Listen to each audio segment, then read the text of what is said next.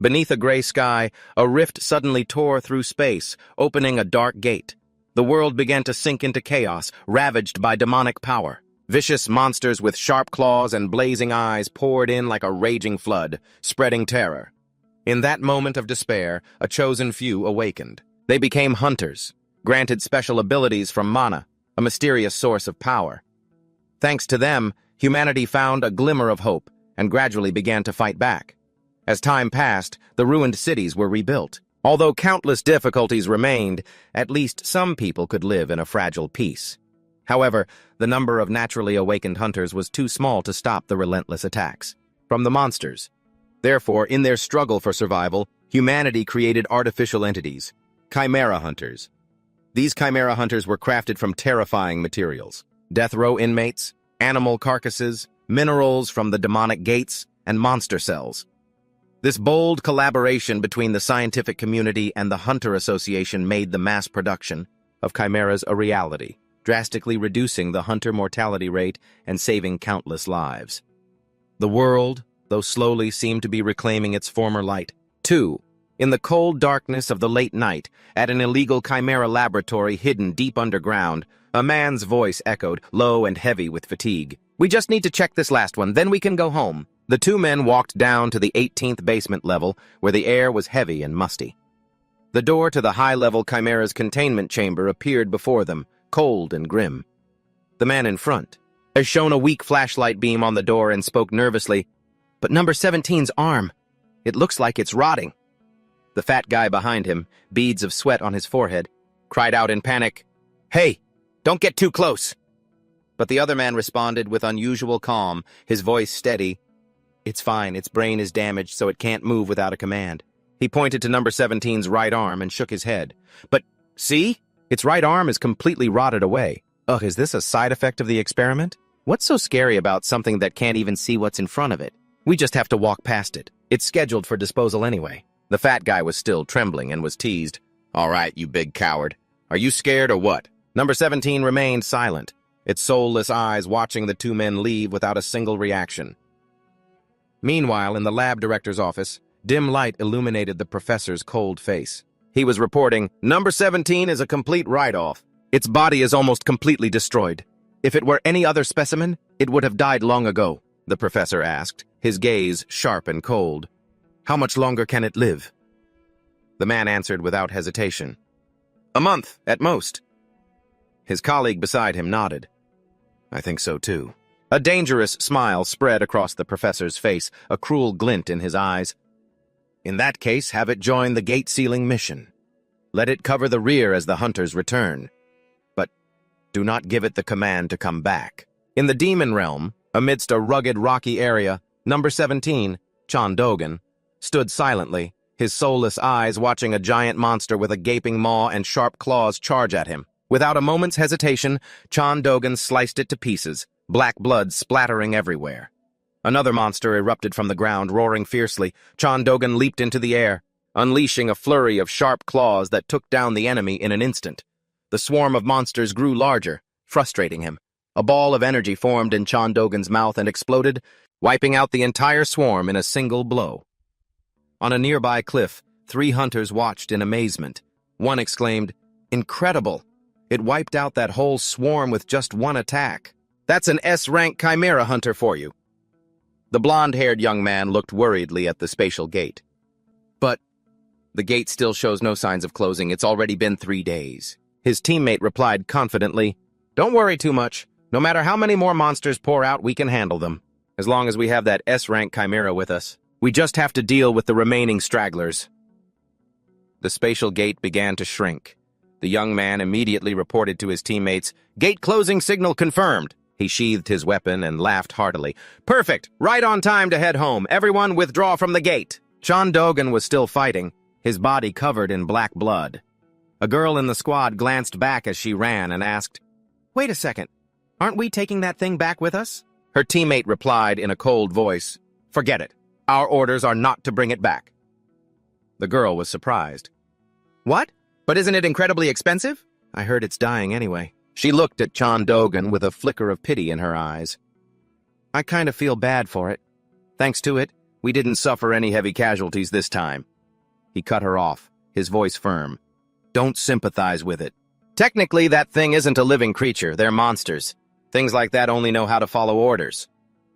The eyes on Chan Dogan's arm spurted blood. He angrily flung a monster aside. A cold command echoed in his head. This mission's sole objective is to ensure the hunter's safe retreat. A giant earthworm lunged at him, its mouth full of sharp teeth. Chan Dogan generated a stream of lightning from his body, causing the monster to vanish without a trace. But he himself lost an arm in the process.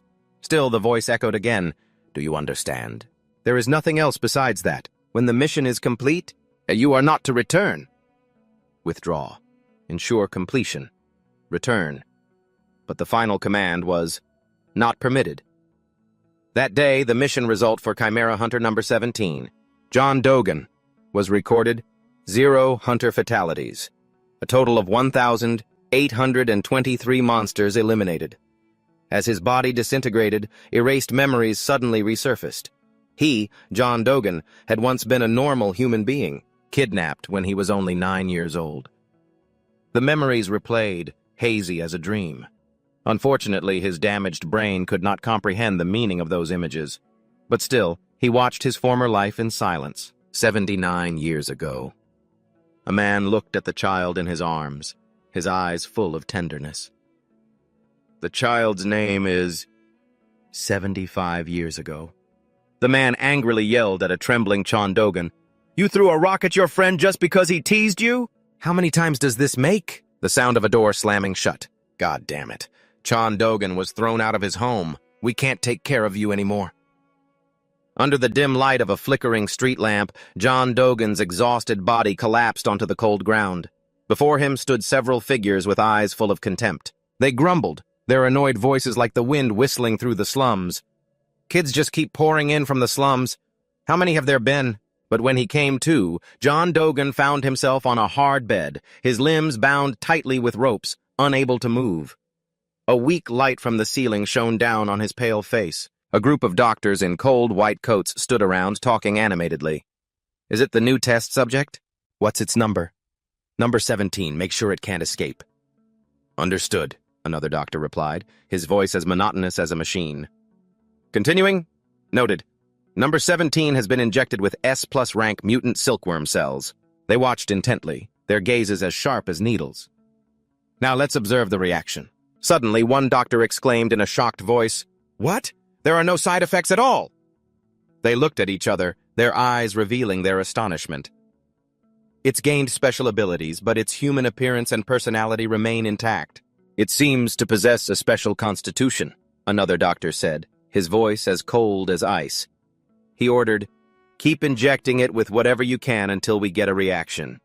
The needles glittered under the dim light. One by one, they pierced Chan Dogan's body, bringing with them unspeakable pain.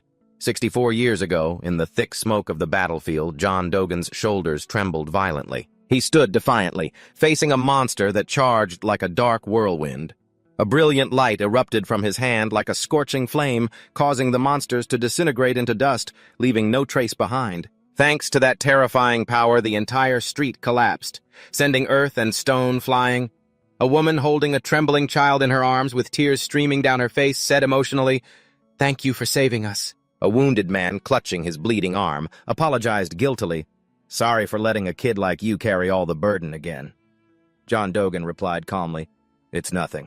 59 years ago, in a hazy moment, Chan Dogan wondered to himself in a pensive voice, Wait, why am I here? Oh, what am I doing? From the shadows, the old professor emerged with a sinister smile like a venomous snake. Well, hello, number 17. Why have you stopped? Are you getting confused by your memories? The old man sneered. The side effects are finally showing up. 54 years ago, after 15 years and injections of over 500 types of monster cells, the results were announced. Hunter rank, at least S-class. Abilities, immeasurable.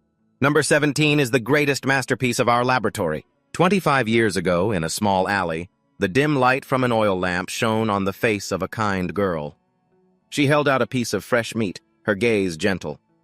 Number 17, you're a kind soul, aren't you? She was startled when she saw Chan Dogan devouring the piece of meat. Turning to the others, she smiled. See? I told you it would eat. But the people around them whispered in horror. Oh, God. How disgusting. A mother pulled her child back, her voice trembling. You shouldn't look at things like that. 3 days ago, John Dogan fought to the point of exhaustion, his body disintegrating into nothingness, like ash in the wind. Mission complete. The morning sun shone down on the desolate land. Where the blood and corpses of monsters were still scattered, a single white bone lay forlornly on the barren ground. Suddenly, the skeleton moved, soaring into the sky, emitting a brilliant light like a flame of resurrection. Chimera Hunter number 17, injected with 527 types of monster cells, began to regenerate. Muscles gradually formed, human legs appeared.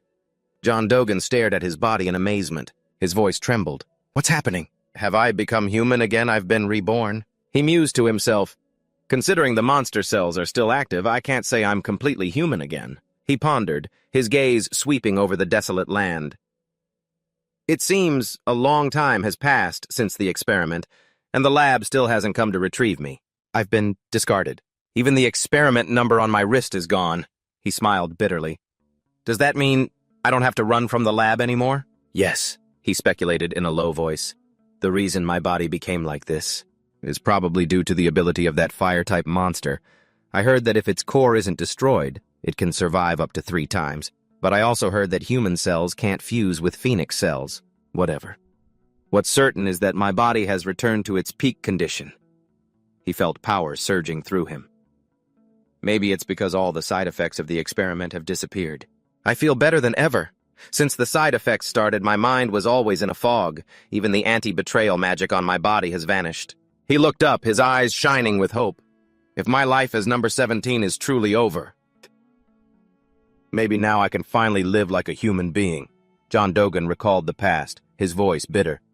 Just a number the lab arbitrarily assigned to me. The old professor's contemptuous voice once said, You're pretty good. No, wait. You're the one with the twisted personality. At least try to live to help others, even if you have to force yourself. Yeah, like living to save 1,000 people. The old man mocked. How about that for a name, John Dogan? Heartbroken, John Dogan cried out, Seriously, how can a stray cat save anyone? For now, I'll just get going. He thought to himself, his gaze distant. Revenge, huh?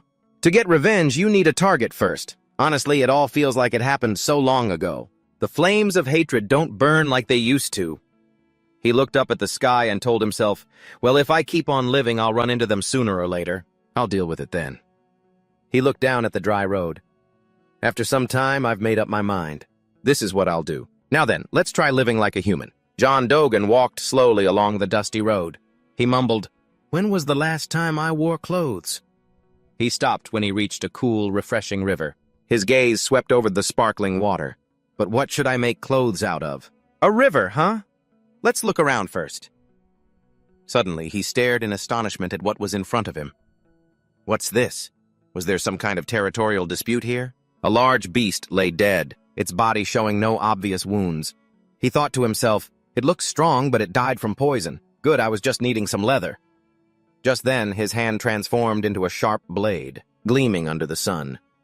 John Dogan mumbled in satisfaction, well, I need a knife to skin it anyway, right? He recalled the techniques he learned in the lab, his voice monotone. First, make a vertical incision down the belly, then cut up through the armpit. Good, one more time. He slowly ran the blade down the beast's hide. A powerful stream of poisonous gas burst out with a pungent, acrid smell. He frowned. This is poison. But he continued calmly, showing no hostility. It stinks too much. I have to get this skin off. When he was done, he looked at the hide and nodded. Finished. Not bad for a first time. Under the sparkling sun, by the river, John Dogan carefully washed the animal hide. The flowing water washed away the stubborn dirt. He stared at the hide in his hands, bewildered, and mumbled, I thought it would be soft from the looks of it. It must be because it's a monster's hide. It's too stiff and hasn't been treated. Then an idea flashed in his mind. John Dogan gripped the hide tightly and punched it repeatedly. Each powerful blow landed with a steady rhythm. He wondered aloud, his voice full of doubt. Is this how you treat leather? I guess so. After a while, he stopped and nodded in satisfaction. Done. It's so soft now. Good, good. I think the size is fine, too. Suddenly, behind him, a monster bird with its body engulfed in crimson flames stirred unexpectedly. John Dogan ignored it and walked on, dust kicking up with each step. He pierced holes in the hide and slipped his arms through. He wondered, "Is this okay?" It was a perfect fit. Suddenly, he realized the inside of the hide was still sticky with unwashed poisonous liquid. He shrugged and mumbled, whatever. I'm too lazy, I'll just wear it." "Wait, hold on!" He was startled to see the monster bird alive again, its crimson eyes staring at him. He was shocked. "What the—" "It's not dead? I'm sure I used to be human." As if understanding him, the bird shook its head repeatedly, surprising John Dogan. He wondered, why do I get the feeling it understands what I'm saying, or is it just my imagination? Its body was stiff after death, but it's still alive, he thought. This means this thing is probably immortal too. He recalled his past. If it were the old me, back when I was a hunter, I would have killed it without hesitation. But now it's so weak it's no longer a threat. There's no need to kill it. He looked at the bird, his voice low. "You're lucky, and so am I. This is my second life, so live yours well. If we're fated to, we'll meet again somewhere. Here." John Dogan quietly entered a cave, his eyes scanning the damp rock walls. He observed and calculated. Now that the clothing problem is solved, I need a house. Suddenly, a wet spot appeared on the wall, and a giant centipede crawled out, heading straight for him. John Dogan waited calmly, his eyes sharp and cold. "It's too dark in here, isn't it?" With a single move, he defeated the monster. Its corpse fell to the ground. He coldly walked on, ignoring the snowflakes fluttering around him. In front of him was a vast, snow-covered area. A few snow apes lay motionless. He mumbled, "Finding food here must be difficult." "Pass." He wrinkled his nose. "What's that smell?" "Pass. Too damp. Pass. It's deadly hot. Pass. Pass. Pass." After searching for a long time, John Dogan stopped before a majestic waterfall. The water roared as it fell. He exclaimed, his eyes shining, "The scenery is beautiful. I never thought I'd find nature so beautiful. Should I take a little walk?" He lightly leaped to the other side, standing on a moss-covered rock and looking down at the sparkling water. Those trout look delicious. If I catch them one by one and grill them on the spot, it'll be like camping. He smiled. This place is like a natural fish farm. Building a house and living nearby wouldn't be bad, huh? There are even flowers. The fresh air surrounding him made him happy. Great. John Dogan's house will be here. The wind and rain blew fiercely, sweeping dust from the ground. A bolt of electricity flashed, and a spatial gate suddenly appeared. Thick smoke and dust spread as a mechanical creature landed. Its glowing red eyes scanned the surroundings. John Dogan stood in the middle of the valley, looking at the yellow flowers sparkling in the sun, and remarked, "There are even flowers here. The air is so fresh. This place is beautiful. I can even hear the waterfall. It's about a 10-minute walk from the valley." He nodded. "All right, I should try building a house." In the morning, he unleashed threads of power like invisible blades, cutting down the ancient trees in front of him. John Dogan observed his surroundings. His voice was low. "The soil here is pretty good, too. Let's gather the good quality logs separately. This many trees should be enough." He frowned. "The ground is a bit too uneven, though."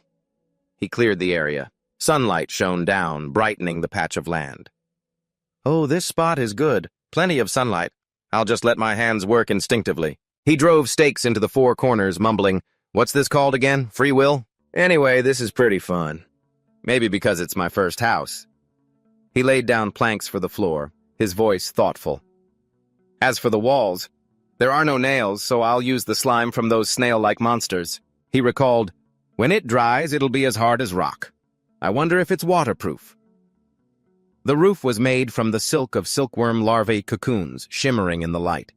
He looked at the result and nodded.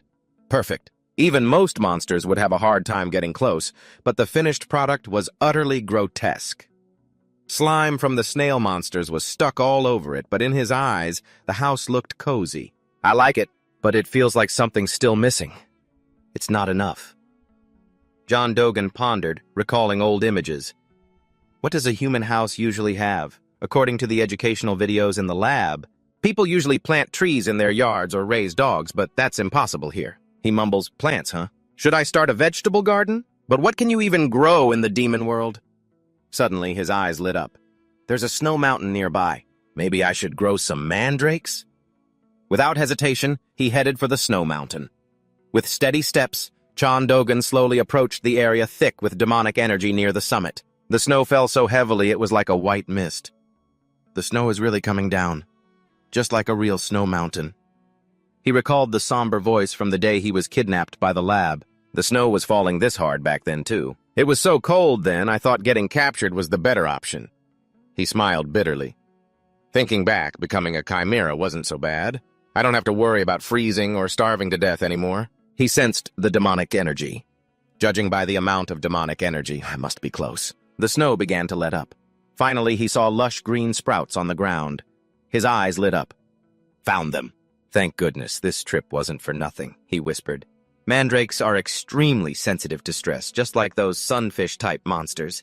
Even a slight change in their environment can kill them. Under the snow that sparkled like 1,000 jewels, Dogan gently touched the young mandrake sprouts, feeling the soft, trembling sensation under his fingertips, as if touching a living creature. He mumbled, his voice as contemplative as the cold wind sweeping over the mountain peak. If I want to move them, it's best to choose the young ones. They adapt more easily, right? He began to pull them up by the roots, each movement careful as if afraid of hurting the tiny creatures. Suddenly, he startled and whispered, "Ah, I should have covered my ears. These things are going to scream." But the mandrakes only stirred slightly, looking adorable as if deep in a dream, which surprised him. "Huh? What's this?" He pulled up another one and then another, observing them closely. "This one's the same." Looking at the sleeping mandrakes, he let out a soft laugh, his eyes twinkling. "Don't tell me they're talking in their sleep." He mused as if recounting an old story. The so-called scream of the mandrake only happens when they're artificially cultivated by humans in the human world. In a place with weak demonic energy, they're always under extreme stress. If they're pulled up forcefully, they'll scream and die instantly. He pressed his finger against a mandrake and whispered, "It makes sense that I can't hear any screams. Because this is the demon world." He frowned, wondering, but why aren't they resisting? Normally they should be trying to run away. Ah, maybe they recognize me as one of their own. He smiled, a hint of pride in his eyes. My body was implanted with mandrake cells after all. Carefully, he tucked 3 mandrakes into his belt, mumbling, "Well, this is good. Less stress means that they'll live more easily. If they grow well, I'll ask for a few secondary roots to make tea later. Besides, mandrake fruits can be eaten as a snack." He suddenly remembered, his voice lowering. "I heard that if you pick the fruit by force, it becomes extremely poisonous. You have to coax it gently." Suddenly, he sensed someone's presence. His sharp gaze swept across the white curtain of snow. "Looks like there are hunters nearby. Why would they come to such a dangerous snow mountain?" He decided, stepping firmly onto the snow. "I'll probably swing by the gate for a bit and then go check it out." In the distance, 2 men had faces etched with bitterness. One roared in fury, "Damn it, they used us as bait and ran." But Oh Gyeon-woo tried to stay calm, shouting, "Get a grip!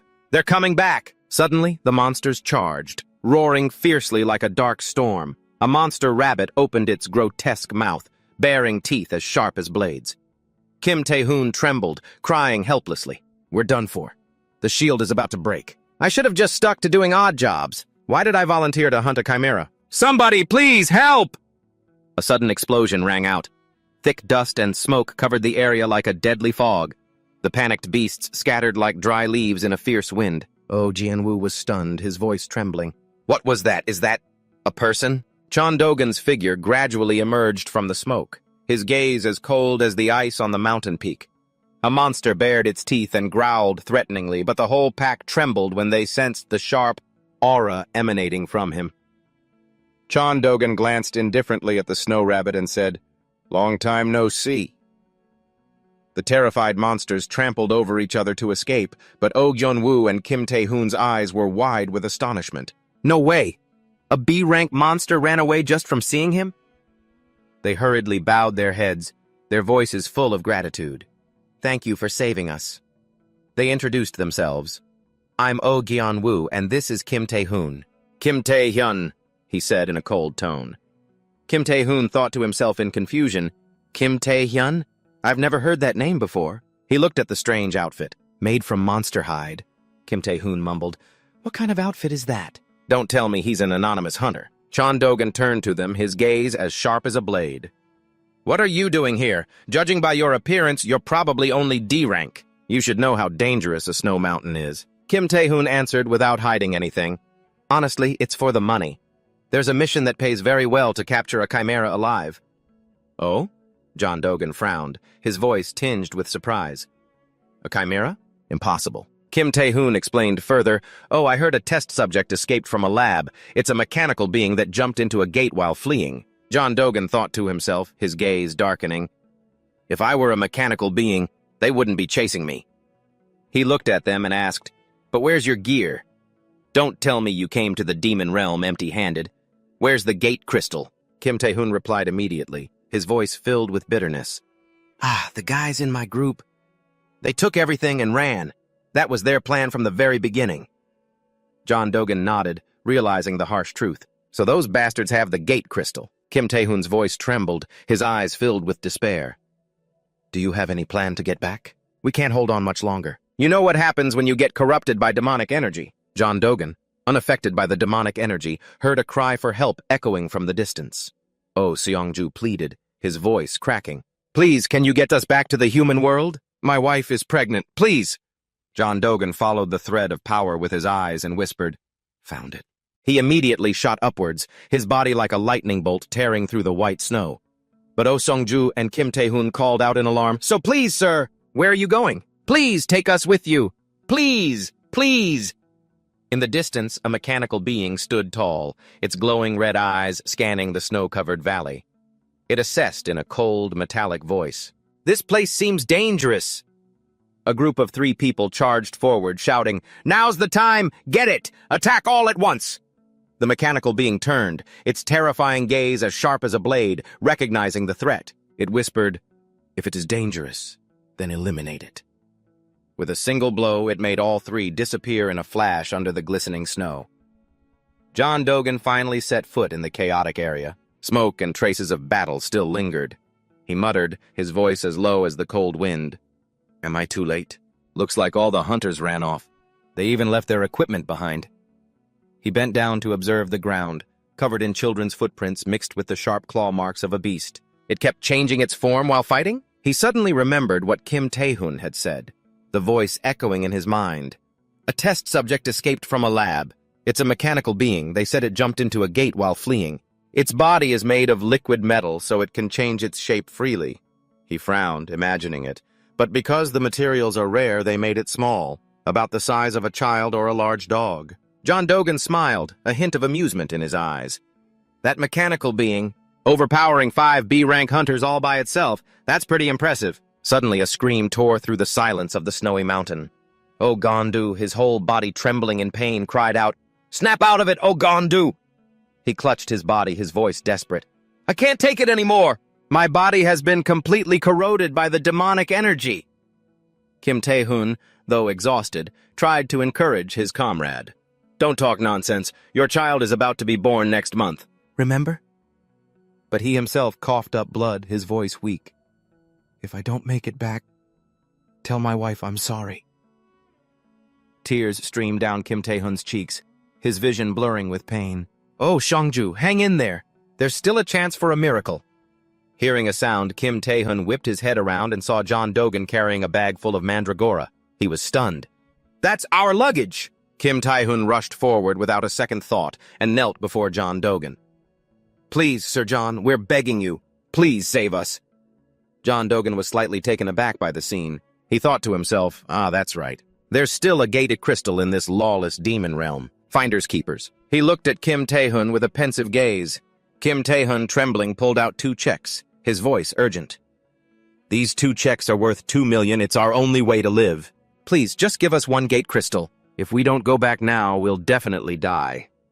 John Dogan stared at the 2 checks and muttered, 2 million, huh? I don't need to do anything right now, but I'll probably need this later in the human world. He held out the gate crystal. "Here you go." Overwhelmed with gratitude, Kim Tae-hoon bowed his head to the ground. "Thank you. I will never forget this kindness." He turned to his comrade. "Oh, Seong-ju, get up. We can still make it if we hurry," John Dogan asked with a hint of suspicion in his eyes. "A long time ago, a gate crystal was only about 200,000 won, right?" Kim Tae-hoon was shocked. "That was a very long time ago. Now it's about 1 million won. Why do you ask?" John Dogan reached his hand toward Oh Seong-ju, his voice calm. "It just feels like I took a bit too much. So I'll return the difference like this. He transferred mana into Oh Seong-ju's body, a faint blue light shimmering. Kim Tae-hun was stunned and shouted, "John Dogan, you're transferring mana! Wait, transferring mana is something even A-rank hunters avoid! If the mana collides and gets tangled, the mana hole could rupture. You'll both die." But Oh Seong-ju, now healthy, jumped up, his voice ecstatic. "Hey! The demonic energy has been purified! We're alive, Kim Tae-hun, we're alive!" Kim Tae-hun was held tightly by his comrade, his eyes wide with disbelief. "No way! See ya, John Dogan." Having finished his business, he turned and walked away. His voice was cold. "Well, I'm leaving. You two come back quickly." "Oh, see." Mr. Du kowtowed in gratitude. "Thank you, John Dogan. We will never forget your kindness." Kim Tae-hun, still in shock, mumbled, "He purified the demonic energy by transferring his mana. That's impossible. Unless his mana is overwhelmingly powerful. Just who is John Dogan?" Today, John Dogan walked back to his small house, a lonely figure amidst the snowy mountains. From a distance, the house looked as intimidating as a monster's fortress. He smiled. "Good. No strangers have broken into my little home. This trip had some unexpected gains. I'm very satisfied." He looked at the mandragoras in his bag, his voice gentle. Are you awake now? It seems the long journey tired you little ones out. All your leaves have fallen off." He looked at them, limp as wet noodles, and chuckled. "Not happy? What's wrong? Don't you like being moved?" "Ah, maybe you're hungry since you didn't have any soil around you on the road," he whispered. "In that case, want to try a little manna? You usually love it." He smiled. The mandragoras, as if revitalized by the contact, perked up. He grinned. "That's more like it. Are you guys even monsters anymore?" He mused. "Anyway, that energy flow must be what those hunters are tracking. Why would a mechanical creature come looking for me?" He shrugged. "Oh well, if it needs something, it'll show itself. I'll deal with that later." He checked his luggage, a portable stove and cookware, essentials for outdoor cooking. 8 portal crystals for traveling between realms, spare clothes covered in pollen, needs washing. A 2-person sleeping bag for a warm rest. Pretty well prepared. He smiled. "I'm good. This is ramen. The last time I ate this was at the orphanage," he mumbled, his voice low and sad. "Just in time, I'm hungry. Time to make some noodles." He heated 500 milliliters of water, eyeballing it. The water from the lake below began to bubble. Suddenly, a few fierce fish leaped out. John Dogan gently flicked water at them and smiled. "Ah, that's right. People often add things to their noodles. Fish would probably be delicious." He looked around for other ingredients like eggs or onions. "This fish has bugs on it, huh? I guess I can use them instead." "No green onions, but this herb should work just fine." Right after he finished preparing, he turned around but was surprised by a mechanical creature stepping out from the bushes, clutching its stomach, which was rumbling loudly. It mumbled, "Cooking. That person is cooking." John Dogan turned on the stove. The smell of ramen filled the air. He muttered, "There are no instructions on when to add the fish. Oh well, I'll just throw it all in to boil together." He looked at the mismatched table and chairs and chuckled softly. "But does ramen always smell this good?" Faint memories flooded back, the scent pulling him back to days long past. The exhausted mechanical creature smelled it and whispered, "This smell. It's food. I want to eat too. But what should I do?" It remembered what it had seen in the laboratory. A human who liked dogs. A human who helped the pitiful. 2. Under the fading sunlight on the snowy peak, a small dog suddenly rushed over. John Dogan's eyes glinted like metal. He squinted, immediately recognizing its true nature. A mechanical creature. It's been following me for a while. It turned into a dog to lower my guard, huh? It's even pretending to be injured to get pity. He observed it closely, noticing its small size. It looks young, probably still learning. How did this thing escape the lab and get to the demon? "Hi, world," John Dogan spoke, his voice low but gentle. "It's ready, I think. Want to try some?" The dog, actually a mechanical creature, stared at the bubbling pot of noodles, drooling. John Dogan looked at his own strange-looking bowl of noodles and mumbled, "Well then, I guess I'll try it too."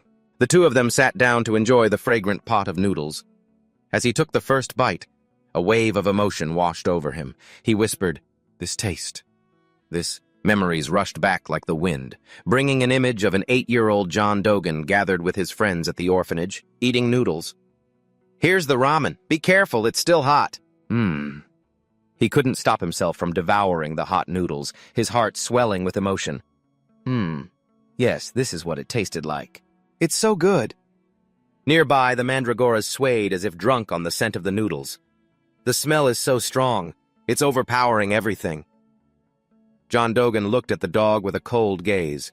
Now that you're done eating, get going. I still have to clean up.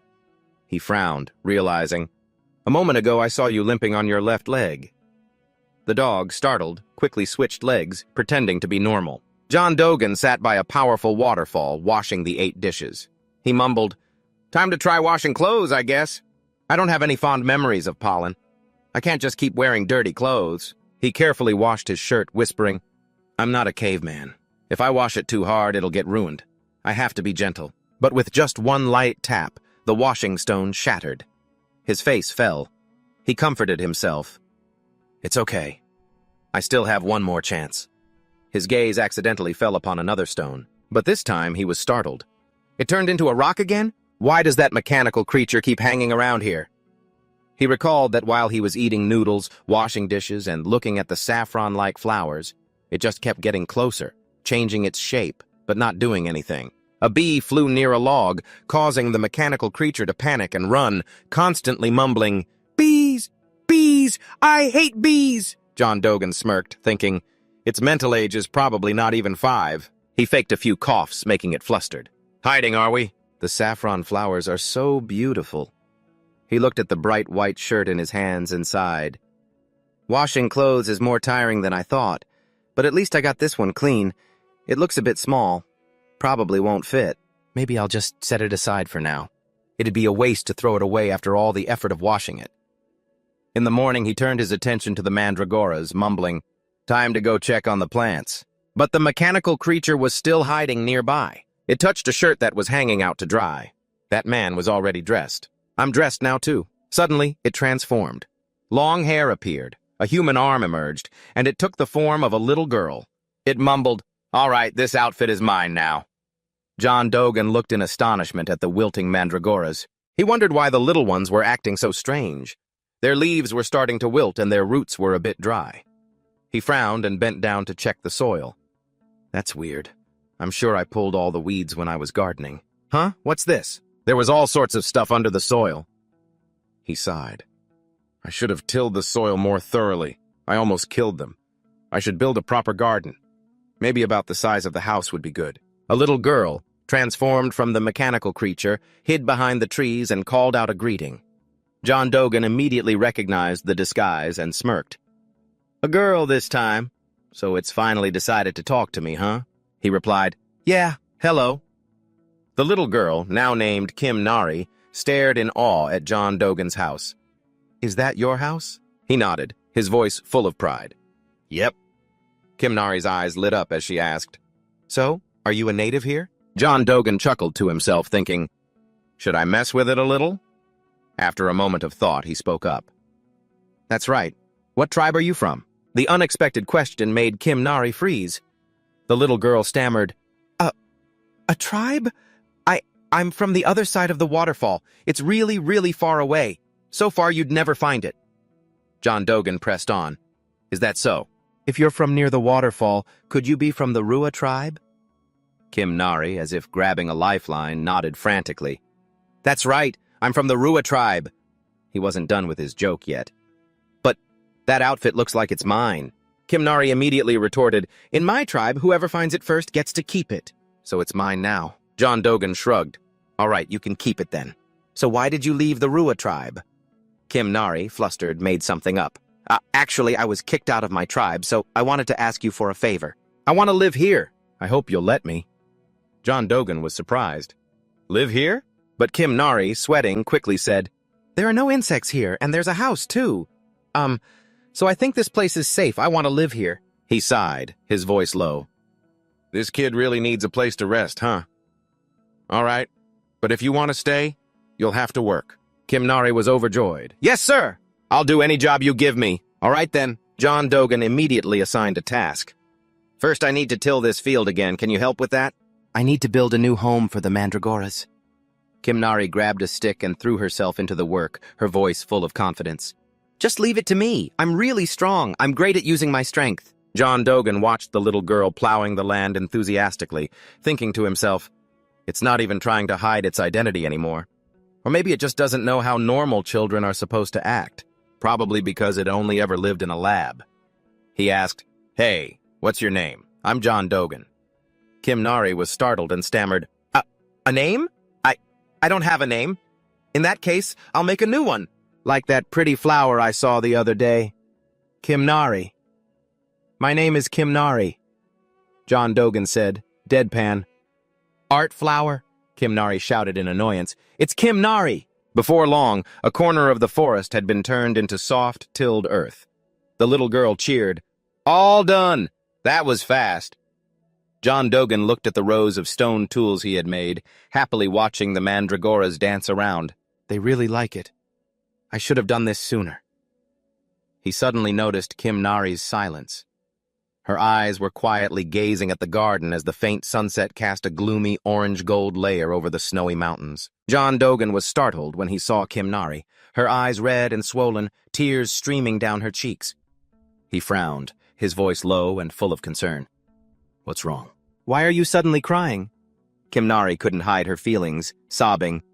Looking at the mandragoras. It reminds me of my friends. John Dogan was shocked, his gaze sweeping over the little girl. Friends? Impossible. How could that happen in the lab? Kimnari seemed to realize something and flinched. But before she could answer, a group of strangers appeared up high, their figures blurry in the snowstorm. But John Dogan remained calm, his voice steady. Don't be too shocked. That's just a bunch of monsters hunting each other. Sounds like that are normal around here. But Kimnari collapsed to her knees, her whole body trembling, her voice strained. Before I came here, I saw a monster that looked like a chick. John Dogan watched intently in the distance where the monsters were roaring. Looks like it's being attacked by the whole pack. Kimnari couldn't regain her composure. She whispered, It looks like it's in a lot of pain. It seems to have been bitten. John Dogan nodded, his voice cold. Probably. It's about to be eaten. This is the demon world, after all. He paused and looked at the little girl. Wait a minute. You want to save that monster? Kimnari clutched her head in pain, her voice trembling. Save a monster? John Dogan felt a pang of sympathy, realizing she was still affected by the brainwashing commands from the lab. He thought, the kid can't act on her own free will. Should I give her a little push? But how can I say it so it doesn't sound like an order? He said softly, If you help it, it might live. Want to go check it out? Kimnari immediately dashed off, shouting, I'm coming! In the distance, a growing swarm of monsters surrounded a weak creature that was waiting to die. Kimnari charged in, kicked an insect away, and roared, Stop picking on it, I'll save you! The girl remembered the fear of her old comrades. Is she at the top of the rankings again? But at this rate, we'll be sent to some dangerous experiments! A teddy bear was torn to shreds. The monsters rushed in, punching and kicking Kimnari. We want to live too! If only you weren't here! The girl clutched her head, wondering, Why? I was just following orders. It hurts! Stop it! Just stop! Bullying like this is wrong! Chandu Gun was still feeding mana to the mandragoras, smiling. Tasty, isn't it? When Kimnari returned, hugging the small monster with tears streaming down her face, she asked, What should I do? It's not waking up.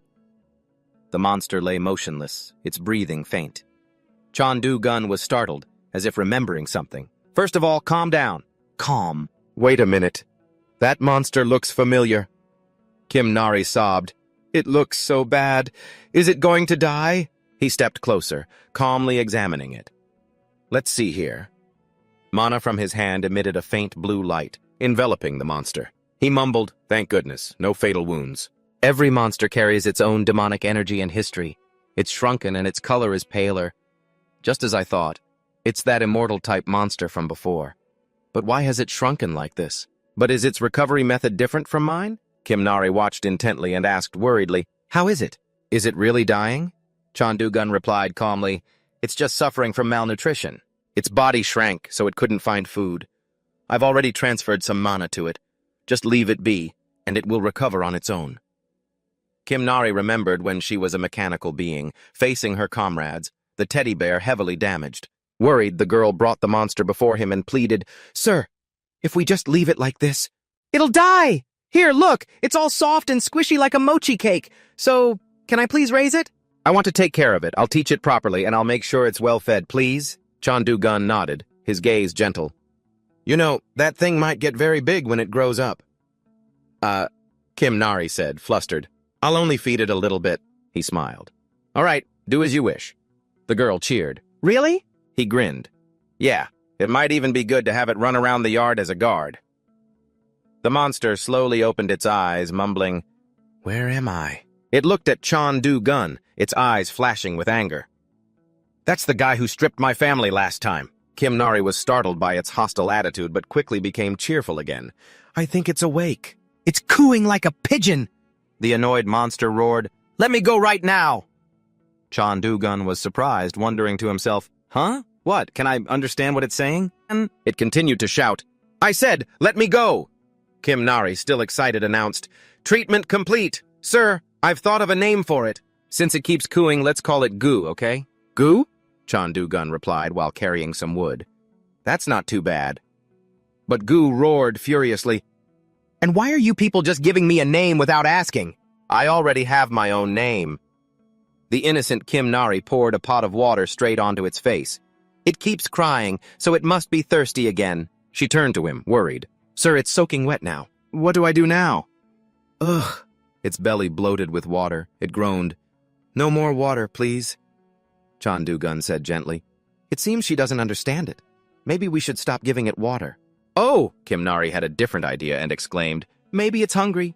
I'll go get it some food. Chandu-gun arranged 3 pieces of wood, mumbling, So now we have more small things around. Should I make a shelf to keep things organized? As for the size, this should be about right. It doesn't need to be too big. He touched the blade to the wood, but the log split in 2 instantly. He was stunned. What the heck? I did it the exact same way I made the table and chairs. Goo spoke up, annoyed. The types of wood are different. The one in front of you is softwood. Chandu-gun stared blankly at the piece of wood. Huh? Different woods have different hardness levels? Goo was speechless. Of course they do. You don't even know that? He asked again, innocently. So, what color wood is the hardest? As the sunset cast a hazy orange-gold glow on the snowy mountain, Goo was suddenly startled, its voice filled with astonishment. Obviously, it's the red-colored wood. It turned to Chandu-gun, its eyes wide. Wait, you can actually understand what I'm saying? But Chandu-gun was only focused on the previous sentence, mumbling thoughtfully, Red-colored wood. Goo stood up straight, staring at him, its voice confused. I mean, there's no way. Chandu-gun, still engrossed with the wood in front of him, shook his head and said in a low voice, No matter how closely I look, I don't see any trees with redwood. Goo. He looked up, his gaze as sharp as a blade. Could it be that your habitat isn't around here? Annoyed, Goo immediately cut off its train of thought, growling, No, wait, more importantly, you can hear me? Chandu-gun turned back, his voice low and even. It's not exactly that I can hear you. It's more like human words are automatically appearing in my head. Right. He frowned, continuing his thought. But a monster that understands human speech? That's even weirder, isn't it? Goo mumbled in confusion. That must be a rare, intelligent-type monster, born from an extremely low probability. I've only ever heard stories. This is the first time I've seen one with my own eyes. John Dogan looked at Goo, his eyes as deep as a frozen lake. You and I, we've met before, haven't we? Goo didn't hide it and nodded. Yes, I really wanted to see you again. He asked, his voice soft. You wanted to see me? Why? Goo's voice lowered as he recalled. Whatever the reason, you saved me. I thought that if I ever saw you again, I'd want to help you just once. John Dogan nodded. His eyes lit up with a hint of pride. Ah! So that's what happened. The poison was neutralized. My family and I had our powers sealed, but my immortal core was intact, so I was able to survive. He smiled. Well done. In that case, can you help me with something right now? Goo was startled by the sudden request, stammering, Right now? But he quickly nodded, throwing off the white bandages on his body, his voice resolute. All right, follow me. I'll take you to where the red tree grows. Suddenly, thick smoke billowed up. The forest erupted in a fierce blaze, flames licking through the canopy. Kim Nari fled in a panic, screaming, Get away, I hate the laboratory. It's so hot. A large explosion sent the little girl tumbling to the ground, tears streaming down her face like a river. The laboratory is here to get me. What do I do? Fire is so scary. I hate fire. Nam Ki-seok, his face cold and menacing, stepped out from the curtain of smoke, his gaze as sharp as a knife. So it's true. A mechanical life form that can indeed shapeshift. He frowned, his voice low. Hurting a child. It feels a bit wrong. But please understand. My own life is on the line. He unleashed his power towards Kim Nari. The little girl, her face filled with terror, turned back as she heard him say, I'll end this right here. But John Dogan appeared just in time, launching a counterattack to save her. He grumbled, his voice full of dissatisfaction. I just wanted to finish building that cabinet quickly. And then eat and rest. Here! Gu charged into the battle, yelling, That tree! I'll show you later. We have to save the girl first. From John Dogan's eyes, a terrifying light flared, like an icy flame. Kim Nari cowered in fear, whimpering, Fire is so scary. John Dogan looked at the little girl, his voice low but gentle. Go on. He thought to himself, Kim Nari is terrified of fire. It seems she's not in her right mind. First, I have to put out the fire. He unleashed his power, extinguishing the flames in an instant. He turned to Nam Ki-seok. Picking on a child, are we? You bastard! Nam Ki-seok roared in anger. What the hell? You're not a prehistoric man. What group are you with? Looks like you're after the mechanical life form, too. We don't have any more time. Get lost! John Dogan, completely unafraid, replied coldly, You talk too much. Nam Ki-seok was furious. This insolent bastard? What the hell are you talking about? Get lost! A stream of power shot from his finger, but John Dogan blocked it easily. A flash of light erupted, and Nam Ki-seok watched in astonishment as the rock behind him was completely obliterated. The area returned to peace. John Dogan looked at Kim Nari. Are you okay now? I think you're okay now. Kim Nari slowly raised her head, her voice trembling.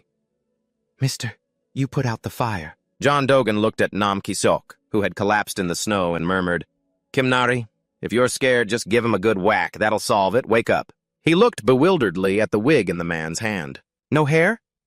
All three of them, John Dogan, Kim Nari, and Gu, gathered around the unconscious Nam Ki-seok, stunned. This guy has been bald this whole time? Kim Nari burst out giggling. Bald? He looks so funny. Look at the baldy. I'm not scared anymore. John Dogan assessed silently. This guy is definitely no match for Kim Nari. This should clear things up. Suddenly, a memory fragment flashed through his mind, thanks to their mental link. In a dark laboratory, a sinister-looking doctor smirked in front of a cage. Avoiding me, are you? It seems you've finally developed a bit of self-awareness. Come here! There's nothing to be afraid of. This is just another durability test. An explosion rang out, ending the memory. John Dogan patted Kim Nari's head, praising her. You did well. He thought to himself, psychological trauma doesn't disappear easily, but this is the first step. He turned to Gu, joking about the bald head. So what should we do with this guy now? Kim Nari's eyes lit up as she exclaimed, I have a great idea. A moment later, Nam Ki-seok, suspended in the middle of a waterfall, woke up in a panic to the sound of Kim Nari's gleeful laughter. If he gets wet, the fire will go out. The bald meister isn't scary anymore. Nam Ki-seok screamed in his head. This isn't why I came to the demon world, Kim Nari shouted. You mean Baldy? John Dogan, feeling awkward, advised, You shouldn't judge people by their appearance. But then he let out a wry laugh. Maybe she'll recover faster than I thought. A moment later, as he was scooping water from the stream, Gu asked curiously, What are you doing? John Dogan replied immediately, Getting water to cook noodles. Kim Nari cheered, her voice full of excitement. Ramen! Your fish ramen is the best! He teased. Really? The pineapple tribe eats fish ramen too? Kim Nari, super excited, played along. Yes! We pineapples love noodles! Nam Ki-seok, still hanging, thought to himself, This guy, he's at least an A-plus rank hunter, maybe even stronger. He must be an unregistered hunter living outside the system. Asterisk. But to hang someone up and then eat noodles? Even in the demon world, this is just too weird. Kim Nari emerged from the stream holding several fierce-looking fish and shouting, Mister, I caught some fish! John Dogan laughed. Just give me one, that'll be enough. Let the other ones go. Kim Nari nodded. Okay, got it. Hurry up and put it in the pot. Nam Ki-seok's face went pale as he mumbled, What in the world is this? If you cook that monster with everything else, the broth will stink. And why is he using so much water? Do you people even know how to cook ramen? Beneath a sunset that painted the snowy mountain gold, Kim Nari ran around innocently. Her clear voice echoed in the cold air. "It's time for ramen! I'm so excited!" Suddenly, Nam Ki-seok, still dangling in the middle of the waterfall, yelled out, making the three of them freeze. "Wait! Can you let me down? I'll cook it myself." A moment later, Nam Ki-seok stood as if on a stage, mumbling to himself with determined eyes. "It's just ramen, but right now for me this is about survival." He carefully prepared everything, his deep voice like a lecturer's. Ramen must be cooked with utmost sincerity, adhering to the fundamentals. It's not like I know any fancy cooking techniques. He measured the water, mumbling, "The amount of water. I'll have to trust my senses. 3 parts. I guess this will have to do." He put the noodles and soup packet into the boiling water, counting his heartbeats. "My heart rate is 60 beats per minute, so after 270 heartbeats will be the perfect time. Exactly 270 heartbeats." Nam Ki-seok lifted the noodles out, shouting, "Now for the air bath!" A crucial step, exposing the noodles to the air for the perfect texture. He sighed, his eyes showing a hint of regret. "If only I had some kimchi, it would be perfect. But this is the demon world. I've done my best. No regrets." Nam Ki-seok's sincere ramen was ready, its aroma spreading through the cold air. He brought the ramen over and placed it in front of the three of them, his voice excited. "Go on, try it!" Then Cheon-dogan picked up a strand of noodle to taste, mumbling, "All right then, let's see." The three of them put the noodles in their mouths and immediately, their eyes widened and jaws dropped. "Whoa!" Cheon-dogan exclaimed. This is the taste of sincerity." Kim Nari jumped up and cheered. "Mister, this is really delicious." Gugo nodded in agreement. "Do you humans get to eat this all the time?" Cheon-dogan gave an awkward little laugh. "I guess so. Even I'm surprised. Let's just eat for now." Just a moment later, the pot of ramen had been devoured by the three of them. Nam Ki-seok scratched his head shyly and asked, "So, did you like it?" Suddenly, Gugu exclaimed, "Name your price. It's too delicious to eat for free. So just say it. If I can do it, I will." Nam Ki-seok hesitated, his eyes lighting up. "Really?" He dropped to his knees and begged, "Then please, teach me." He looked at Cheon-dogan, his voice full of longing. "Hunter Nam Ki-seok, I want to be as strong as you, sir. You're the strongest hunter I've ever met. And look at that house. You must be here to clear this gate, right?" he continued excitedly. "I can cook other things, too. I can even make fried eggs. My dad owns a small fried chicken shop, so I'm amazing at frying chicken. Going in and out of the gate to get supplies must be a pain, right? And laundry, too. Please, let me be your errand boy. Yes, I'll even pay a tuition fee. Any amount is fine. I want to follow you and become an A-rank, sir." Cheon-dogan's eyes were cold as he asked, "Just one question." "Yes, sir? Why did you attack Kim Nari? Was it for the bounty?" Nam Ki-seok looked bewildered. "Kim Nari? You mean that robot?" Before he could finish, Cheon-dogan cut in. "Shh. She's currently following some kind of Pineapple Tribe storyline. Just play along." Nam Ki-seok lowered his head, his voice low. It was for personal reasons. "It's hard to explain, but I don't care about the reward or Kim Nari. I just needed to pass the hunter ranking exam. Nothing else mattered." Cheon-dogan nodded decisively. "Is that so? Then get up." Nam Ki-seok looked up, confused. "Sir, why?" Cheon-dogan's tone was indifferent. "You ate well. The least you can do is this much. Let's fight. Last time ended way too quickly." Nam Ki-seok was excited and grateful. "Thank you, sir." Suddenly, Kim Nari cried out, "Mister, I want to fight him instead." Cheon-dogan couldn't believe his ears. He asked, "Kim Nari, are you sure?" The little girl, super excited, replied, "You said it yourself. When you're scared, punch it and send it flying." "I want to extinguish this fear myself." "That's right." Nam Ki-seok looked down on her, taunting, "Hey, kid, you must have forgotten. He's strong, sure, but you're not weak either." Seeing him look down on his opponent, Cheon-dogan pointed to a boulder with a challenging tone. "Nam Ki-seok, right? Can you break that thing?" Nam Ki-seok hesitated. That's obsidian. I heard it's much harder than diamond." Before he could finish, Cheon-dogan cut in, "So what, you can't do it?" Nam Ki-seok waved his hand dismissively. "Come on, that's out of bounds. You'd need at least an A-rank hunter to—" Before he could finish, the boulder exploded, sending fragments flying everywhere. Nam Ki-seok turned pale and stammered, "What the? That attack just now was from Kim Nari." The little girl repeated seriously, "Hey, Baldy, come out and fight." Nam Ki-seok, a natural-born awakened, was once a promising hunter. He first awakened his abilities around the age of 5. much earlier than the average age in the late teens. At the B-rank hunter exam at Site 12, with his hard work and natural talent, he achieved B rank before the age of 21. His explosive growth was accompanied by a soaring reputation. With the dream of becoming the best hunter, Nam Kiswok's days were nearly perfect, except for one thing. While showering, he accidentally saw his hair falling out and screamed frantically. "What is this?" The curse of hair loss struck too early. At an age when others were just beginning to awaken, his hair was already thinning. By his mid-20s, a distinct M-shaped hairline had appeared. He ran to every pharmacy and clinic, but only received the same answer. "It's just going to keep falling out. You'd better just give up." With his handsome looks and natural talent, Nam Kiswok once shone brighter than anyone. But that halo quickly faded, and his growth as a hunter also stagnated. Until one evening, the radio broadcast rang out. "Today, we have Dr. Han Min Gu from the Hanbit Research Institute. I hear you've had an interesting experience in your recent research." His voice came through. "Liquid metal is an extremely rare substance, even in the demon world. I accidentally spilled it all over my head, and you know what? My hair grew back like this. And I'm nearly 90 years old, mind you." Under a hazy sunset that painted the snowy peaks gold, Nam Kiswok couldn't help but frown, his voice full of irritation. What the hell is this? But the interviewer's next question stunned him even more. "So are you planning to develop a hair growth tonic next?" He shook his head, his voice deep and determined. "No. Through this incident, I have once again realized that the demon world is a place full of mysteries. As an awakened, for the future of humanity, I will use the entire amount of liquid metal remaining to create a mechanical organism and win Korea's first prize."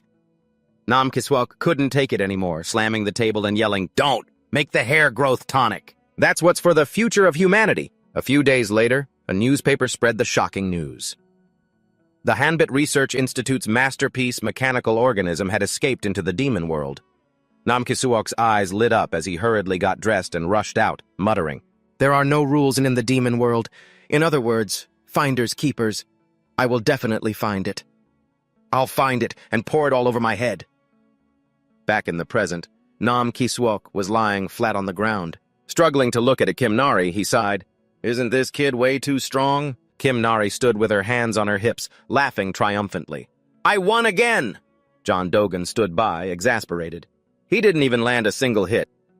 He looked at Nam Kiswok with a serious tone. "If you keep this up, I'm not going to let you be my errand boy anymore." Nam Kiswok cried out in panic, "I'll try harder! Please keep an eye on me!" On the other side, John Dogan had just finished a cabinet, smiling with satisfaction. "The cabinet is done. This red wood is really sturdy. Thanks for showing me." Yu inspected it and nodded. "This will last a long time." John Dogan thought to himself, "This guy at least has some spirit." Nam Kiswok let out a sigh, wondering why he felt so strangely relieved after getting beaten up all day. "Why do I feel so strangely relieved? Could it be because I took off my wig?" With that thought, he gathered his strength and shouted, "Kim Nari, let's go again!" Gu watched the fight. He praised, "His fire control isn't bad, but he can't even beat a kid." John Dogan countered in a low voice, "But Kim Nari is no ordinary kid." On the other side, Nam Kiswok created a fire spear and charged forward, yelling, "This time I'll definitely win!" Kim Nari took a stance and replied, "Bring it on, mister!" The fire spear hit Kim Nari, who turned into liquid, stunning Nam Kiswok. "This is liquefaction?" Before he could finish the thought, the little girl reformed and kicked him straight in the face. Kim Nari put her hands on her hips, laughing delightedly. "I'm not afraid of fire anymore. It's all thanks to you, mister." Lying in a pile of dirt, Nam Kiswok gave a bitter laugh. "Is this the limit of someone who's forever B rank? I don't have any more skills to use. No, I have to get up. A washed-up guy like me will never get a chance like this again. Let's go again." Kim Nari looked at him and suddenly stopped. "Huh? You have a nosebleed." John Dogan walked over and asked, "How many days have you been in the demon world?" Wiping the blood, Nam Kiswok replied, Today is the 9th day." John Dogan said sternly, "You should go back. At your level, if you stay any longer, the demonic energy will kill you." Nam Kiswok nodded in agreement immediately. "I guess I should go back then. I wanted to stay longer, but—" John Dogan suddenly praised him. "Even so, you have the potential to become an A rank, so keep trying harder." Nam Kiswok's eyes widened in disbelief. "Me?" But then he slumped, lamenting, "I've already failed the A rank exam for 6 years straight. They say if you fail the same rank exam for more than 3 years, you're a lost cause. It's said to be unprecedented in history. John Dogan encouraged him with a firm voice. I think you can do it. Your mana hole hasn't fully developed yet. Don't give up, okay? When you get back, remember to cleanse all the demonic energy. Hearing these words, Nam Kisyok was overjoyed and thanked him profusely. Thank you so much, sir. I, Nam Kisyok, will do my absolute best. Please watch over me. John Dogan thought to himself. Then I'll train you to become an A rank, as an A rank hunter myself. A moment later, a portal opened. Nam Kisyok, holding his luggage, stood before it and asked, Does anyone need anything else? I think we're out of ramen. Both Kim Nari and John Dogan nodded, saying in unison, Ramen? Yeah, that must be it. Nam Kisyok offered. Then I'll go buy some right away. Kim Nari made a funny face, teasing, Be careful on your way, mister. Nam Kisyok lingered, issuing a challenge. Keep up your training, kid. I'll win next time. He hesitated, then asked, by the way, sir, have you seen my wig anywhere? John Dogan glanced at Gu and gave a forced smile. I don't recall seeing it. Nam Kisyok understood and sighed. Is that so? Well, I'm heading back then. Geez, where could it have gone? As he finished speaking, the portal closed, and Nam Kisyok teleported away. Gu, in a low voice, wondered, Is this really okay? John Dogan didn't understand and asked back, What do you mean? Gu analyzed, What if he betrays us? What if he brings other hunters back here with him? John Dogan dismissed it, asking back, What do you think? You can read people's memories, can't you? But at the very least, his desire to become stronger is genuine. And the fact that he's bald is also true. He smiled, adding, An earnest person like that will be fun. Suddenly, Kim Nari cried out, Mister, do you understand what Gu is saying? Huh? John Dogan looked puzzled. Did I not mention it? Yeah, I can hear what Gu is saying. A moment later, the two of them entered the wooden house, looking at the empty interior. John Dogan said with satisfaction, That storage cabinet over there. I finished it thanks to Gu's suggestion. What do you think? The house looks much tidier, doesn't it? Kim Nari hesitated. But it's a little dark, isn't it? John Dogan immediately transformed his hand into a blade and sliced out a section of the wall. Really? Then I'll just add another window. He made a window for each of them. Kim Nari cheered, overjoyed. It's so bright, I love it. John Dogan stroked his chin and mumbled, If you like it bright, then we'll need to install some lights so it's not dark at night. Kim Nari asked curiously, Lights? How can we install them? He explained, There's a type of stone called a light stone. It glows in the dark. If we get a few pieces and hang them from the ceiling, it'll light up the whole room. Under the crimson glow of the fire zone, where lava flows slowly like the veins of the earth, Gu looked up curiously, its voice full of interest. You know where to find those stones? Yep. John Dogan nodded, his eyes sparkling with confidence. Yeah, we can find them if we go to the fire zone, but Gu's expression immediately darkened, its voice dropping low. The fire zone? Yes. A place famous among hunters for being extremely dangerous, and also my homeland. John Dogan couldn't understand. He frowned. Why so gloomy about returning to your homeland? Suddenly, Kim Nari lifted Gu up, her clear voice laced with worry. Mister, what is Gu saying? Its voice sounds strange. It seems like something's making it sad. Gu, its face pale, struggled in the little girl's arms. This kid is way too perceptive. John Dogan explained earnestly, his voice low but clear. I guess Gu is worried about us going to the fire zone. I'll go alone. You two can just stay here. Kim Nari immediately protested, her eyes shining brightly. No, I want to go too. I'm not afraid of fire anymore. I want to go to the fire zone with you. John Dogan was impressed, a hint of surprise in his eyes. I can't believe she overcame her fear so quickly. Gu suddenly cried out, Gu, I'm going too! I have some things I need to take care of there. Seeing that both of them were volunteering, John Dogan had no choice but to nod. In a deep, warm voice, he said, All right then, let's all go together. Gu's eyes sparkled as it proposed. In return, I'll make some special equipment for you two to use in the fire zone. Meanwhile, in the Mandragora field, Nam's wig was secretly being used as fertilizer by the plants, slowly dissolving into the earth. Sometime later, in the fire zone, a massive explosion shook the area, causing the monsters within to flee in a panic. The fire zone, a notorious volcanic land, one of the 3 most dangerous areas that hunters in the demon world always avoid. The volcanic ash is as sharp as knives and can tear flesh apart, while poisonous fumes mix with demonic energy. Just one breath is enough to kill a person. Information about this place is almost non-existent in the human world. Suddenly, the sight of Kim Nari playing in the lava makes Gu scream, "What is that kid doing?" John Dogan replied in a flat voice, "She's playing with fire." Gu looked at him, puzzled. That kid is a mechanical being, so it makes sense she's not affected, but how are you completely fine? What in the world are you? John Dogan smirked mysteriously. Me? I'm a chimera hunter. Gu was still pondering. I kind of figured that much. But chimera hunters don't usually look human. John Dogan admitted in a low voice, I didn't always look like this. But after I was reborn, I took on a human form. By the way, are you okay traveling with us? I'm a monster. Isn't it uncomfortable being near a hunter? Gu cleared his throat and replied, Well, it's not too bad. It's nice talking to other people. You guys don't seem like bad people. Yeah. John Dogan sighed in relief and smiled. That's good then. Just then, Kim Nari stepped out of the lava stream, her metallic legs shimmering. Her voice was full of excitement. Are you talking to Gu again? I want to talk to Gu, too. John Dogan chuckled. Yeah, he's curious about what we were talking about. Kim Nari's eyes lit up and she cheered. You're a native of the demon world? Me too, Gu muttered helplessly. I'm the real native here, you cheeky little thing. After he explained the situation to the little girl, Kim Nari skipped along and said, So the luminous ore is near where the lava is about to erupt? So it's near the crater. Looks like we're almost there. As soon as she finished speaking, the volcano's crater appeared before them. She jumped up and down, super excited.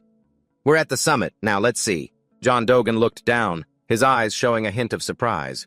Oh, there's the luminous ore. But is that a fire toad? A fire toad was tilting its head back, making a sound like crying. The bizarre sight made him unable to believe his eyes. That thing! Is it crying? Kim Nari pointed ahead and shouted, Look! There's another one up ahead! Gu took one look and immediately understood. It seems the female died while they were moving. The one carrying eggs on its back is the female. The female fire toad carries the eggs on her back after laying them. Only females in the breeding season have backs that are indented like that. But when the female dies, all the eggs will die too. The temperature at the crater is too high for the eggs. Hearing this, Kim Nari's eyes welled up with tears. Poor fire toad. It looks so sad for losing its mate. Suddenly, John Dogan stomped his foot, making the ground tremble slightly. Kim Nari was shocked. Hey, where are you going? Gu quickly warned, Get back here, John Dogan! But it was too late. A fire toad spotted him, puffed up its mouth, and spat fire, attacking the intruder. A finger with a small needle at its tip pierced through the curtain of fire. John Dogan lightly touched the toad's head, immobilizing it on the spot. Hold on, just stay there. He looked at the poison needle on his hand, blood still trickling out. His voice was wistful. This is a paralyzing venom from a NECA cobra. I only injected a little so you'll wake up soon. Fire toads have poison resistance after all. Kim Nari, standing at the crater's edge, yelled, Are you okay? Yeah. He looked up and replied, I'm fine. I have fire cells. I can't do anything about the one that's already dead, but the ones that are still alive can keep on living. Thinking that, he used his silkworm cells to shoot out silk. He tied the egg sac securely onto the fire toad's back. A moment later, he dusted off his hands and said, I've tied them on tight. They should be able to hatch now. As soon as he finished, his eyes widened in surprise as he saw the two toads touch heads. He wondered, is it saying its final goodbye? After parting with the female, the fire toad spread its claws and leaped straight out of the volcano's crater. Kim Nari watched, mouth agape. It's flying away.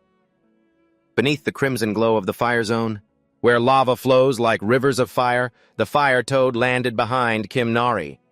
It glanced at the group with a sharp, cold gaze before leaping away. Disappearing into the smoke, Kim Nari was still stunned. Then she shrieked, The fire toad just looked over here! I think it was thanking us.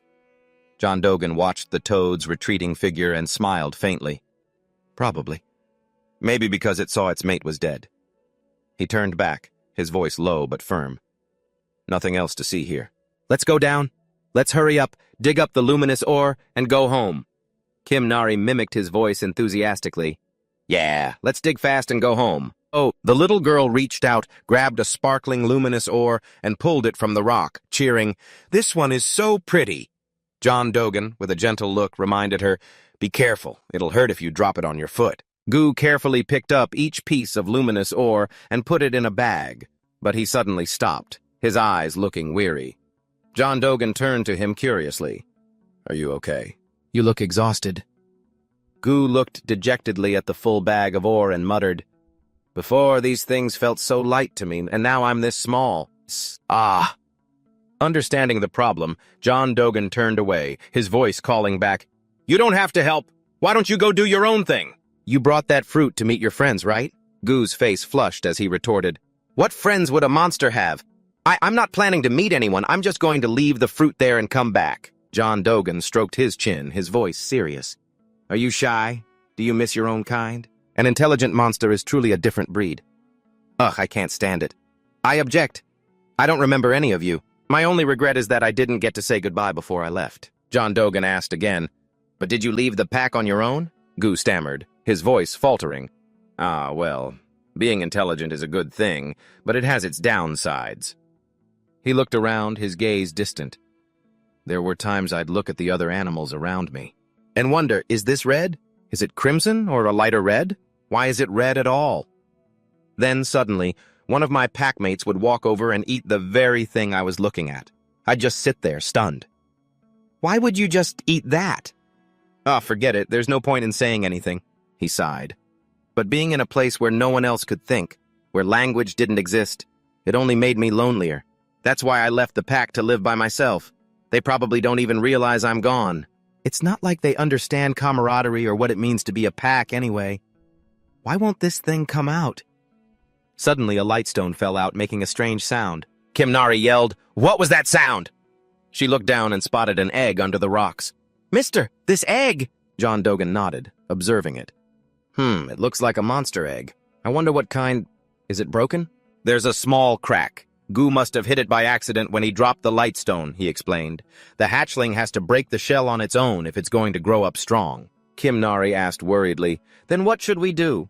"We'll have to take it with us. If we leave it here, it'll end up as a roasted egg." Gu immediately objected. "What? What if something hatches from it?" John Dogan mumbled thoughtfully. "Actually, there's an ideal place to make a nest nearby. I'm also curious to see what's inside."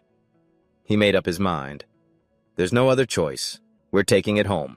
Kimnari cheered with delight. "Yay, thank you so much!" Gu grumbled incessantly. "Are you insane? I've never seen an egg like this." John Dogan turned and asked, "Well, who was it that dropped the lightstone?" Gu, at a loss for words, stammered, "But what if Kimnari gets hurt?" John Dogan smiled.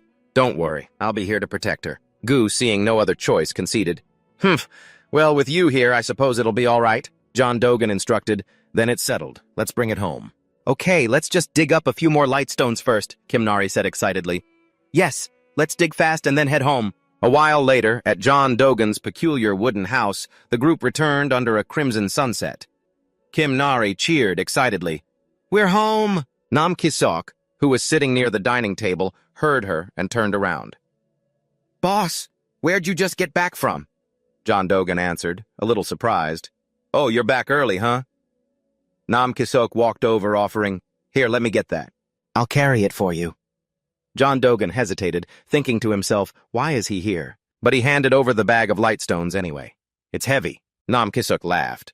"Don't worry, I'm strong." But as he took it, he exclaimed, "Whoa, what's in here that's so heavy?" Just then, John Dogan stared intently at him and commanded, "Nam Kisok, look up. What in the world happened to your face?" Meanwhile, in the volcanic fields, the fruit Gu had left behind was being happily devoured by his old pack. Back in the present, faced with John Dogan's question, "Did you get into a fight with someone? I never took you for the type to get beaten up." Nam Kiseok scratched his head, laughing awkwardly. "Well, Nari beats me up all the time here, too," John Dogan said helplessly. "And you're proud of that, are you?" Embarrassed, Nam Kiseok quickly tried to change the subject. "You must be hungry, boss. I'll get some food ready right away." A while later, John Dogan transformed his finger into a drill and began meticulously carving the stone. Kimnari stood beside him, curious. "Mister, what are you doing?" He explained frankly, "I'm carving this lightstone to hang from the ceiling. It'll look nice." Kimnari was stunned for a moment, then her eyes lit up as she exclaimed, "Wow, you're so clever, mister, you really are. You know so many things, you explain them so clearly, and you're so kind. You're just like a father." John Dogan chuckled. "So is your dad and the pineapple tribe doing okay?" Kimnari grew flustered and looked away. Yes, of course he is, yes." That evening, the setting sun cast a warm layer of light over the wooden house. Gu lay stretched out on the ground, enjoying the warm sunset. It's so warm. Though not quite like the ones back in the volcanic area, but the one I've been searching for has finally appeared. As he was lost in thought, a pair of small feet approached. The three bloodshot eyes of the mandragoras locked onto Gu as their target. One mandragora leaped up and unleashed its skill, Mandragora's rolling rampage attack. But against the chubby Gu, this attack had no effect. After being spun around for a moment, Gu finally realized what was happening and yelled, "Huh? What is this? What's going on?" Kimnari shouted in frustration. "Why are you two fighting?" Under the blazing red light of the volcanic region, where lava flowed like the very veins of the earth, Cheondogan wasn't surprised. His voice was deep and steady. They're angry because Gu trespassed on their territory. Just then, Nam Kiseok brought over a dish, placing it on the table with a radiant smile. "All right, thank you for your patience, a sweet and sour flavor that every kid will love. Sincere Inari Sushi from Nam Kiseok. Taste 80, carbohydrates 22, protein 19, salt 18. Looking at the beautifully presented dish, Nam Kiseok was quietly pleased. Easy to make and easy to present appealingly. Gu jumped up, his eyes sparkling with praise. "This looks amazing!" Nam Kiseok spread his arms with a bright smile. "Come on, everyone, dig in." But Cheondogan didn't rush to eat. He turned to him, his voice serious. "First of all, you still haven't answered my earlier question. What happened to your face?" Nam Kiseok scratched his head in distress, his voice sheepish. "Well, about that." A while later, after the food had been devoured, Nam Kiseok began to explain. "I went to the Hunter Association to register for the test and ran into some A-rank guys." Cheondogan finished his sentence, his gaze sharp. "You were mocked for failing 7 times, then you picked a fight with them and got beaten to a pulp." Nam Kiseok hung his head in admission. "Yes. They told me to stop hanging around and polluting the waters. They kept teasing me, asking if my self-respect fell out along with my hair." Cheondogan cut in, frowning. "But this is a buzz cut, isn't it? It's not like you're completely bald." At the mention of his hair, Nam Kiseok froze on the spot, speechless. Cheondogan had to change the subject. "So, when is your promotion test?" Nam Kiseok answered immediately. "Next month, in about 60 days, sir." Cheondogan stood up and declared, "In that case, it's time for some special training." Nam Kiseok was overjoyed, promising, "Yes, sir, I'll do my absolute best, sir." But the first task Cheondogan gave him was, "First, from now on, you'll be doing the dishes instead of Kimnari." Nam Kiseok was stunned.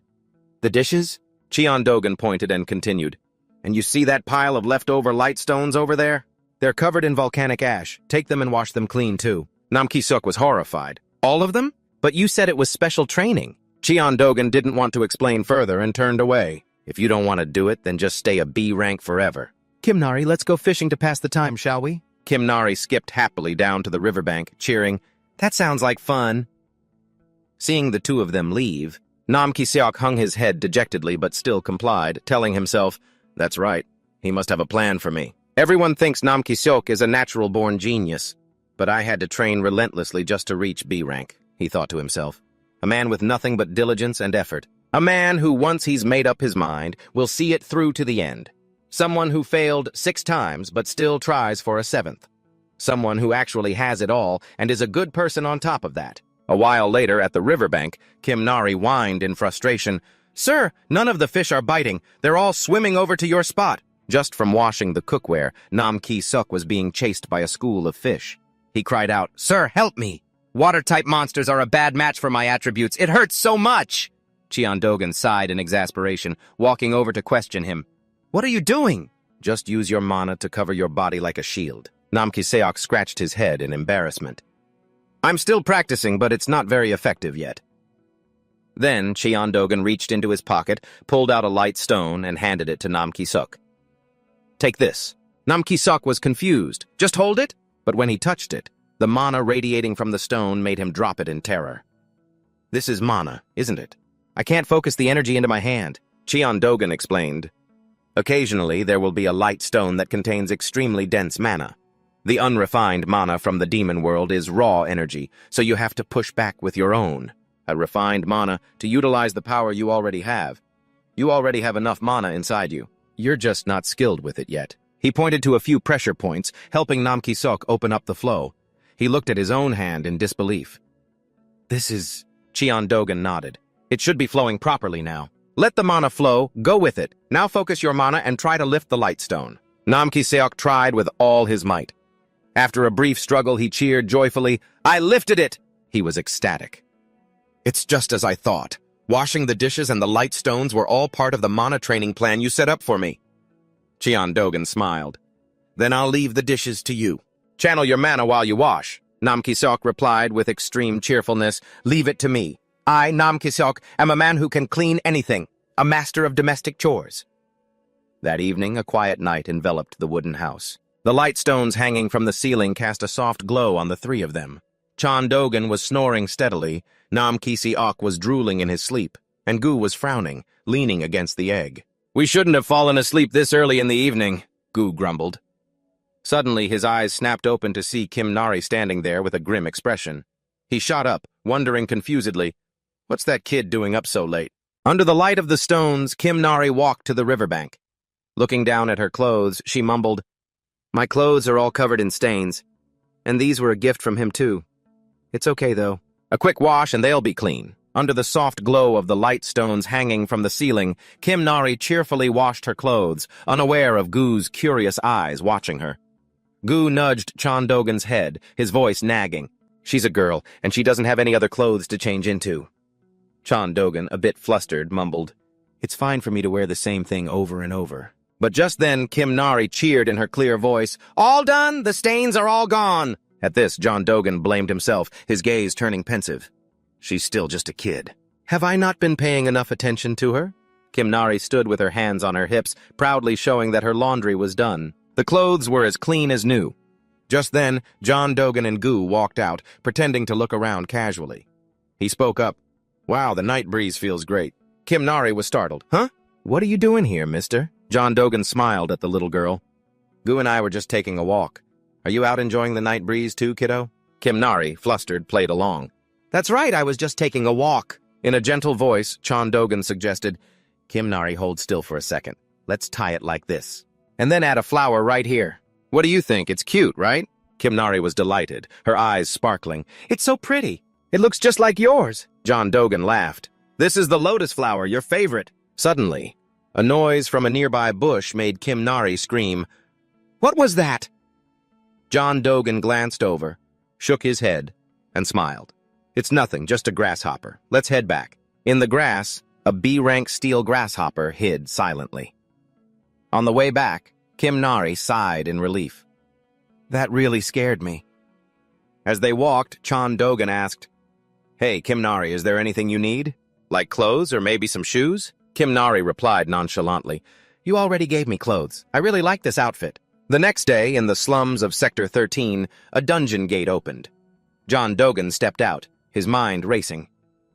Kim Nari said it was fine. But it doesn't feel right letting her wear the same ill-fitting outfit all the time. Gu won't stop nagging me about it. I want to take her to pick out her own clothes, but the human world is probably still too overwhelming for her. Plus, she still has that tracking device on her. It's strange. I can't believe I used a gate stone just to come back to the slums to find kids' clothes. I'm sure there was a clothing store around here. Has it really been that long? Is it not here anymore? Suddenly, a hand grabbed his shirt and pulled him back. A voice called out, Excuse me, sir. Are you looking for a clothing store? 10,000. For a service fee of just 10,000, I'll take you to a clothing shop. You're not from around here, are you? I know a place that's cheap and good. Cheon Dogan replied coolly, I'll pay you after I've exchanged my items. I don't have any cash on me right now. The young man pouted. A hunter with no money? Looks like a newbie who just entered the demon world and got his butt kicked. But he still turned to lead the way. Well, he must still have enough money to buy clothes. Come on, follow me. I usually demand payment up front, but you look so pathetic, I'll make an exception. Cheon Dogan nodded cheerfully. Yeah, thanks. On the way, the two chatted animatedly. The young man introduced himself. My name is Oh Bong-soo. I'm Cheon Dogan. Cheon Dogan smiled. Nice to meet you. Looking at the surroundings, he thought to himself, they even have patrol cars in the slums now. Security has gotten a lot better. Then Oh Bong-soo glanced back and asked, You just awakened recently, didn't you? Cheon Dogan was a little surprised. Is it that obvious? Without even looking, Bong-soo said, You came out of the gate without any gear. That means you spent a fortune on items and then got robbed clean. But don't get discouraged. Everyone's like that in the beginning. John Dogan laughed teasingly. You're so young, but you seem to know a lot. Bong-su got angry, turning back to shout, What was that? I'm not a kid, you know. I'm only short because I'm a picky eater. I'm already 17 years old. After walking a bit further, Bong-su mentioned, By the way, even though this whole area is a slum, you should avoid Sector 13. It's known for being really dangerous. The Space Gang, originally from Sector 11, just expanded their territory here. The police have already given up on it, so there's no one to protect you.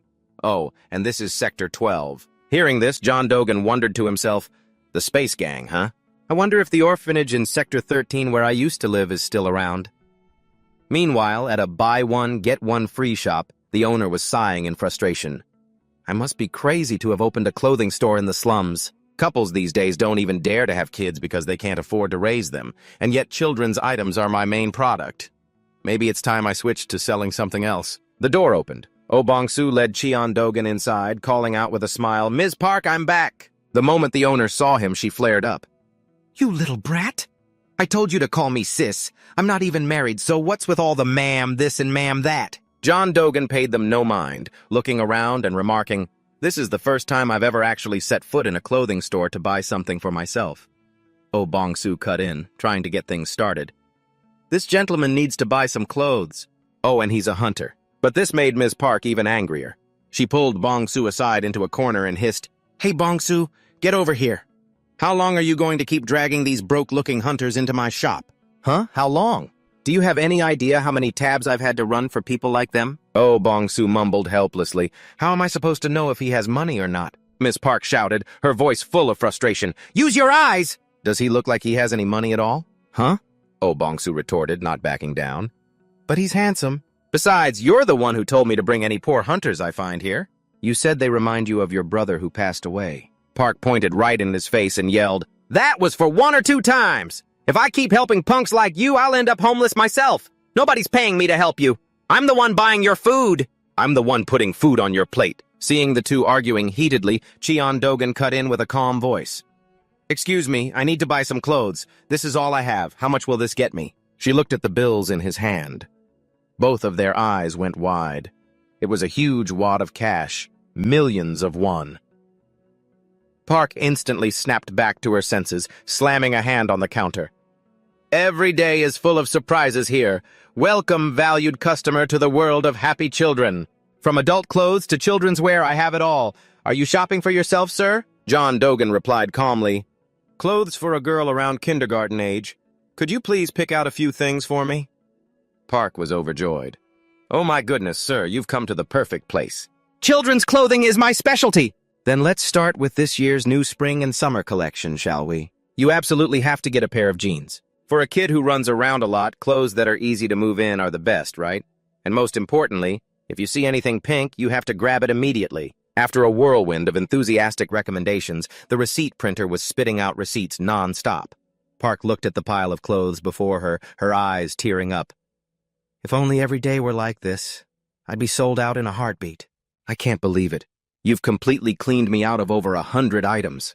Do you need me to have these delivered for you? John Dogan waved his hand. No, that's all right. I can carry them myself. Oh, Bong-su, this is for you.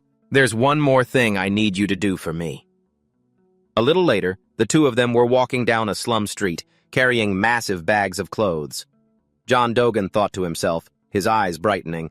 Buying new clothes is actually pretty fun. A moment later, Oh Bong-su led him to an apartment building. Here it is. A decent, clean room for rent, just like you asked. There's a police station nearby, so it's safe, and the landlord is a nice person. Satisfied, John Dogan pushed the door open and went inside. Is that so? Wait a moment, I'll be right out. Oh Bong-su stared nervously after him. Something felt wrong. No matter how rich he was, giving a kid like him 100,000 won and even buying him clothes. I've heard that there are a lot of people who lure kids with money to kidnap them. Maybe I should just run for it. But then he told himself, but what if he's actually a good person, like Ms. Park said? While he was lost in thought, John Dogan came back out. It's just like you said. The landlord is really nice, and the inside is clean too. Here, take this. It looks like you've been having a rough time on the streets. I've already paid for a year's rent. From now on, you'll live here. I've also paid for your meals. So make sure you eat properly. I'm leaving now. But Oh Bong-soo still couldn't believe it. He kept his head down and asked, "If I go in there, are you going to kidnap me?" John Dogan, who was in the middle of opening a portal, looked back in confusion. Huh? What are you talking about? You're the one who brought me here. Oh Bong-soo became even more flustered. If that's not it, then why? We only just met for the first time. You gave me a referral fee, bought me clothes, and now you're giving me a place to live. Why are you being so good to me? John Dogan smiled, his voice low and warm. You just remind me of how I used to be. I used to live just like you once, though that was a very long time ago. Goodbye, see you around. A moment later, John Dogan returned. Kim Nari, with her hands on her hips, yelled, "You're back, huh? Where did you go without saying anything?" He calmly replied, "I went to buy some presents for you, kiddo." Hearing the word presents, Kim Nari's eyes lit up. Presents? Gu looked at the pile of stuff in disbelief. Wow, you bought so much. Meanwhile, Nam Ki-seok was still miserable without any clothes to wear as he watched Kim Nari happily pick an outfit and run off. New clothes are so pretty. John Dogan puffed his chest out proudly. If you like one, go on inside and change into it. Kim Nari picked up an outfit and agreed, Okay, I'll go change right now. Suddenly, the egg they had brought back started to move. The cracks on its shell grew denser. As John Dogan sat folding clothes, he thought to himself while starting to fold them seriously, I don't know why, but this feeling is actually really relaxing. Kim Nari burst out, shouting, Mister, look at me! I think this one is really pretty. Seeing the little girl's shyness, John Dogan praised her. It really is pretty. Is that the one you like the most? Kim Nari blushed. I want to try a few more. But when she put on a pair of pants, she shrieked, How am I supposed to wear these pants? Then came an oversized shirt. I'm a ghost! What about this one? So many cool clothes! John Dogan and Gu could only manage a dry laugh. Her excitement is so cute. After a while of fumbling around, Nari's fashion show finally came to an end. The little girl cheered with delight.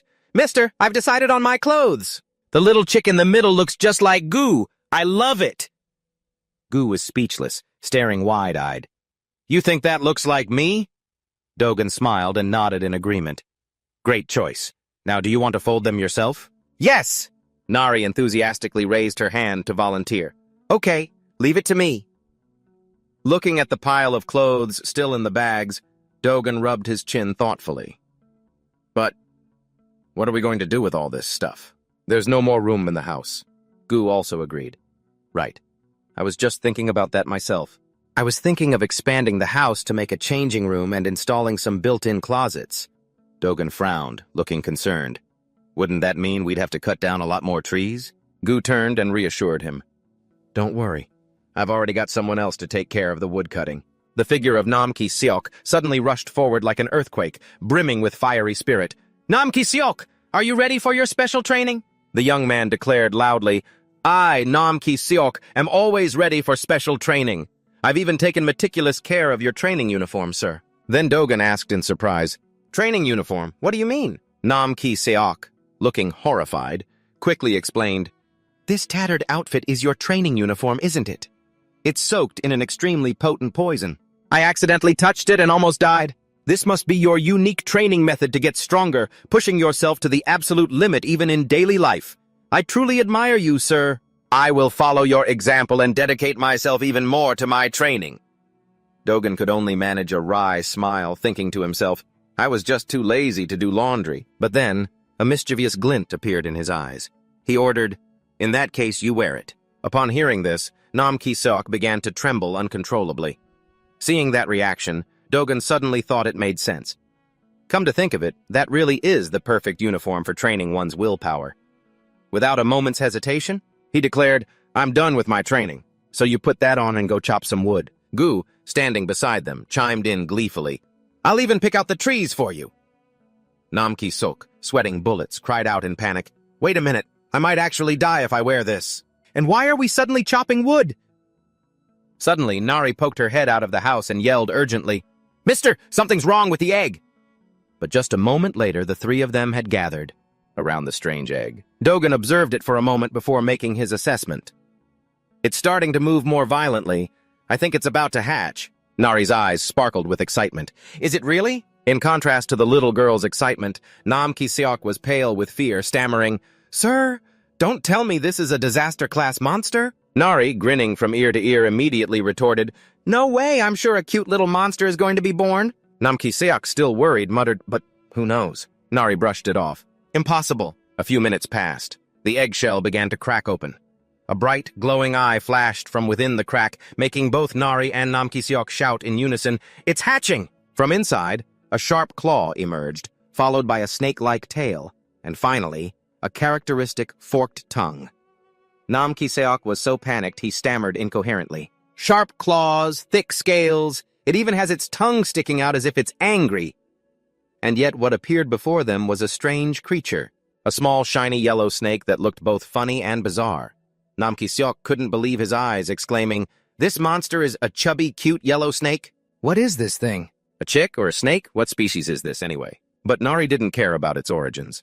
The little girl cheered with delight. "It's so cute!" Suddenly, the little snake shot out of its shell, landing right on Nam Ki-seok's face. A blood-curdling scream immediately echoed through the air. A moment later, a small wooden stick tapped thwack on Nam Ki-seok's head. Gu kept urging him on. "Come on, hurry up. We have a mountain of work to do." Nam Ki-seok gritted his teeth in frustration. This monster. Why does it feel like it's scolding me? And this poison? It's hard to even breathe. I have no idea how he managed to live a normal life wearing this thing. Meanwhile, on the other side, Jogan had just finished folding clothes and stretched comfortably. "It's been a while since I've folded clothes. Turns out it's actually kind of fun." Suddenly, Nari's voice rang out from behind him. "Uncle, it's eating the bread." Watching the small creature eat obediently, Jogan smiled. "It seems so well-behaved and gentle. It probably knows you're the one who saved it." Nari rested her chin on her hands, wondering. "But what should I name it?" she wondered. He immediately suggested, "Since it's half chicken and half snake, how about we call it Zoxa?" Before Nari could even answer, the snake suddenly dashed off, causing her to shout, "Ah! Where are you going? Come back!" Gu flew over, remarking, "Look at those two having so much fun together." Jogan nodded, pleased. "It looks like Nari really likes the new member of our family. More importantly, is that creature a rare species? I've never seen anything like it." Gu shook his head, equally stumped. "Neither have I. However, if it's definitely a monster from the volcanic region, we need to keep a very close eye on the mandragoras." Jogan frowned, confused. "The mandragoras? Why?" Gu explained in detail. "Most monsters from the volcanic region consider plant-type monsters a delicacy. Because vegetation is scarce there, they'll eat any they find on sight. They especially like plants with strong demonic energy. It will definitely try to dig up the mandragoras and eat them. In short, it might be their natural enemy." Just as he finished his sentence, over on the other side, sensing an enemy invading their territory, the mandragoras immediately grouped together. Gu waved them over. "Hey, you guys, get back here and watch this," Nam Ki-seok asked blankly. "What's going on?" Jogan mused. It seems Gu's prediction was right. Nari anxiously started to rush forward. "Uncle, let me go stop them." He held out a hand to stop her, hesitating. "Well, it would be better if they didn't fight, but this is the demon world. They probably have to establish a pecking order at least once. Besides, it's still small and doesn't look too dangerous. Let's just observe for now." Down below, the two opponents stared warily at each other. The snake suddenly lunged forward to attack. Nari shouted, "It looks like it's aiming for the smallest one, the third one!" But before its claws could land, a branch shot out and blocked the attack. Gu commented excitedly, "The eldest one blocked it. Nice! A 3-point mandragora formation. Are they planning to defend first and then counterattack?" Immediately, the second one rushed forward. Gu continued his commentary. "As expected, the second one is counterattacking. But the snake is no slouch either. It blocked with its tail. Look, it's even smiling. But it's too early to let its guard down because the third one is still there." The third mandragora gathered demonic energy into its hand and threw a full-power punch. However, the punch didn't do a single point of damage. But getting hit seemed to hurt its feelings, and the snake burst into tears. Nam Ki-seok scratched his head, bewildered. "No way, is it actually crying?" "Actually," Nari said frantically, "I think it's just in shock because it's the first time it's ever been hit." And so she rushed over to comfort it. "It's okay. Calm down." Jogan shook his head and sighed. Looks like the Mandragoras are the winners today. The other two agreed. Weird, but spectacular. That was a good match. Jogan clapped his hands. All right, the show's over. So, shall we get back to work? Gu immediately tapped Nam Ki-sok on the head. Get up! Hurry! Nam Ki-sok grumbled irritably. Are you even human? Meanwhile, over a calm sea, the water's surface suddenly churned violently as a bird person zipped by. Back at the construction site, wooden pillars, held together by snail slime, were being neatly arranged. Gu kept urging, faster! Nari, meanwhile, was having fun playing with the slime. Heh heh! I'm slathering this on everywhere! This is so much fun! The next morning, Jogan placed a pile of freshly folded clothes with satisfaction onto a newly built shelf. And so, the days went by. Finally, Nam Ki-seok was allowed to take off the poison shirt. He collapsed to the ground, groaning, Finally. 2 days without sleep. It was pure hell. I demand scheduled breaks. Anyway, I built it exactly as requested. But is this really okay? Looking at the house with its rather horrifying-looking extension, Jogan seemed quite pleased. You did better than I expected. Nam Ki-seok was surprised. Better than you expected? Nari rushed in, took a deep sniff, and exclaimed, The changing room smells like flowers. Nam Ki-seok, just now snapping out of his daze, sniffed the air. Huh? Now that you mention it, it's a really soothing lavender scent. If I close my eyes, I can almost forget I haven't slept. This is so relaxing. Nari asked, But why does it smell like flowers? Jogan explained, Gu chose aromatic wood. Gu nodded smugly. Your clothes will have a pleasant scent, too. The fragrance wafted through the air, and even the mandragoras seemed to be thoroughly enjoying it.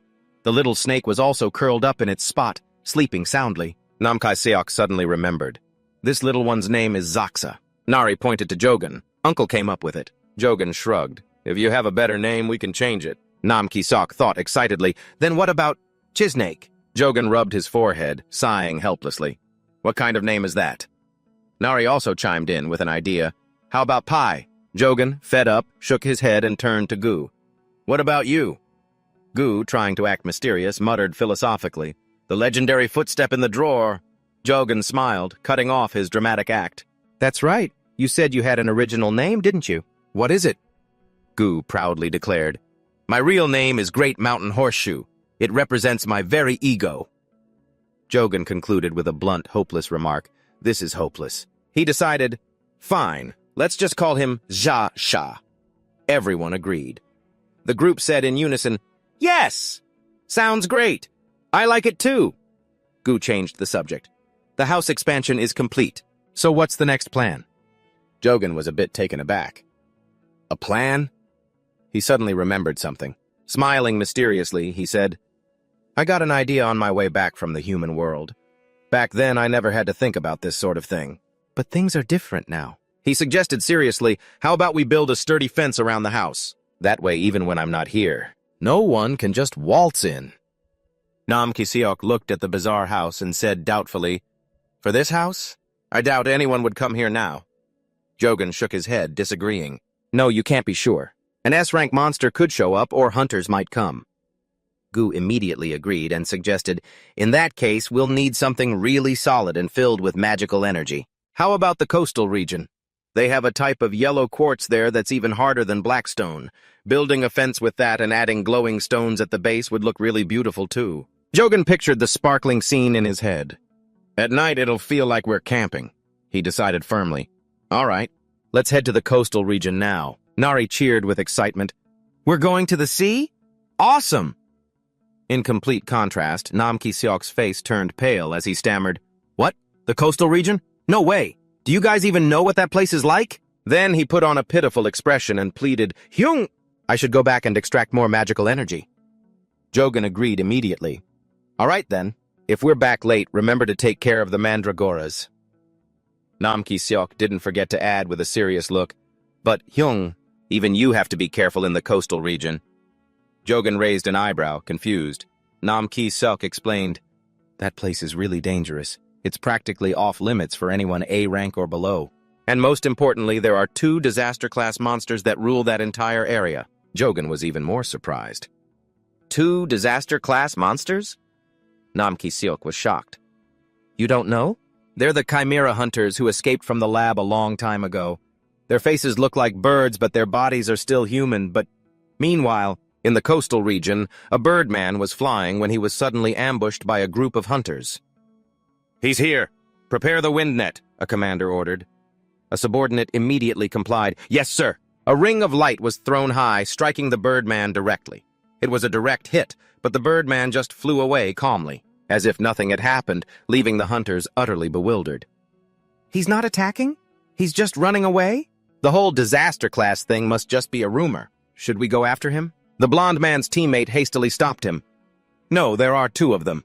Let's wait until they're hidden in their cave. The tracker is already attached. No need to rush." The blond man wondered, but after 65 years, shouldn't they be dead or have completely turned into monsters by now? Why are their bodies still human? The other man replied grimly, "You could say they are failures. No matter what anyone says, the Chimera Hunters are humanity's greatest achievement. Failures like them are not allowed to tarnish that. Today, we will erase that failure." Suddenly, a team member cried out in alarm, "Team leader!" He frowned. "What is it?" Looking through his binoculars, the man reported urgently, "He's not running anymore. He's flying straight towards us." The team leader shouted hastily, "Hurry up! Put up the barrier!" Just as the barrier opened, the birdman reached them. With just a single, simple blow, he shattered that flimsy barrier. The men below stared, unable to believe their eyes. He broke the barrier in a single hit? Perhaps we misjudged him. Seeing the birdman charge again, the team leader yelled in desperation, "What are you doing?" "Stop it right now." Suddenly, Nari dashed out to block the attack. "Don't you bully the weak." The birdman stopped, surprised. "A chimera?" He jumped back, keeping his distance from Jogan's group. Nari grumbled resentfully, "A mister who looks like a sparrow is bullying people." Jogan calmly retorted, "It looks more like the other way around." Meanwhile, a trembling team member handed a report to the team leader. "I think there's also been a mechanical creature around recently." The team leader yelled furiously, "What nonsense are you spouting now?" The man stammered, explaining, "Well, the client paid extra, so I attached a tracking device." Jogan helplessly rubbed Nari's head and sighed. "That's right. Kim Nari is carrying it. What a pain." Looking back at the birdman, he couldn't help but think to himself, "I can't believe I'm seeing that guy again. Hey, Birdhead, don't you remember me? We were roommates, you know. What was your number again? I can't believe you're still alive. I guess if you live long enough, you see all sorts of things." The birdman froze, a flicker of recognition in his eyes. "Don't tell me you're—" Behind him, one of the hunters cut in, "Chief, that other guy looks suspicious too. Let's leave them to it and get out of here. Prepare to withdraw. We'll regroup later." Du-Gun glanced over and muttered, "If they just leave, we'll both be in trouble. We need to settle this right here, right now." The birdman seemed to pay the hunters no mind. He thought to himself, confirming it. "So it really is you. This scent, I may forget many things, but never this scent. A scent that only our kind would know. The smell of the chimera cell fusion drug from the lab." As this thought crossed his mind, his voice dropped, filled with nostalgia. "Long time no see." Number 17. Memories from 66 years ago flooded back like a torrent. In a forest near the lab, a young boy with the head of a bird clutched a little girl running for dear life. Behind them, the frantic shouts of their pursuers echoed. "This way! Get them!" The little girl's face was flushed as she gasped for breath. "Brother, I'm so cold." The bird boy could only keep running, his heart aching with guilt. And just then, a convulsion, a side effect of the drug, racked his body. He asked himself, was this the right choice? Even if I'm killed by those bastards from the lab, wouldn't it have been better to leave her back there? If only she had completely turned into a bird. With these tiny little wings, she can't do a thing. The little girl pressed her face against his feathers, whispering softly, "Your wings are so warm, brother. I'm okay, just keep running." "Yeah." Her innocent words only strengthened his resolve. "Yeah, okay, just hang in there a little longer. Once we get out of this forest, someone will help us." "Okay." Suddenly, the blinding beam of a flashlight hit his face. Du-Gun stood there, coldly blocking his path. The bird boy gasped in shock. "Number 17, what are you doing here?" Du-Gun replied, his voice devoid of emotion. "I heard something at the lab today. They said your side effects have gotten so severe you're scheduled to be disposed of. So I came to talk to you about it." The bird boy screamed in a panic. "You crazy bastard! Why do you always show up to help at the worst possible moment?" Du-gun cut him off coldly. Even if you escape, if you don't return within 3 days, the detonation spell will kill you. It doesn't look like your sister is scheduled for disposal yet. Wouldn't it be better to stay at the lab and take the inhibitors? At least you'd get to live one more day, right? The bird boy retorted in desperation. You don't get it. You don't have side effects. You have no idea what it feels like for people like us. My head. His sister's voice rang in his ears. Brother, run! I want to live like we did before, even if it's just for one day. Thinking of this, the bird boy gently set his sister down. He unfurled the large wings on his back, his eyes filled with a will to fight. He thought to himself, is it about how long you live, or is it how you live that matters? I just want to be free, even if it's only for one day. He roared.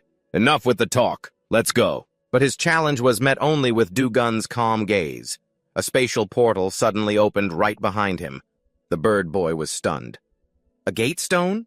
Where did you get something like that? Du-gun didn't explain where it came from, simply analyzing calmly. If we cross into the demon realm, 2 things could happen. 1, our human cells will be poisoned by the demonic energy. Or 2, our monster cells will absorb that energy and be activated. If you meant what you just said, this seems like your best bet. Wouldn't you agree? Even if you can't handle the demonic energy and become a full monster, at least you'll live freely until that moment comes.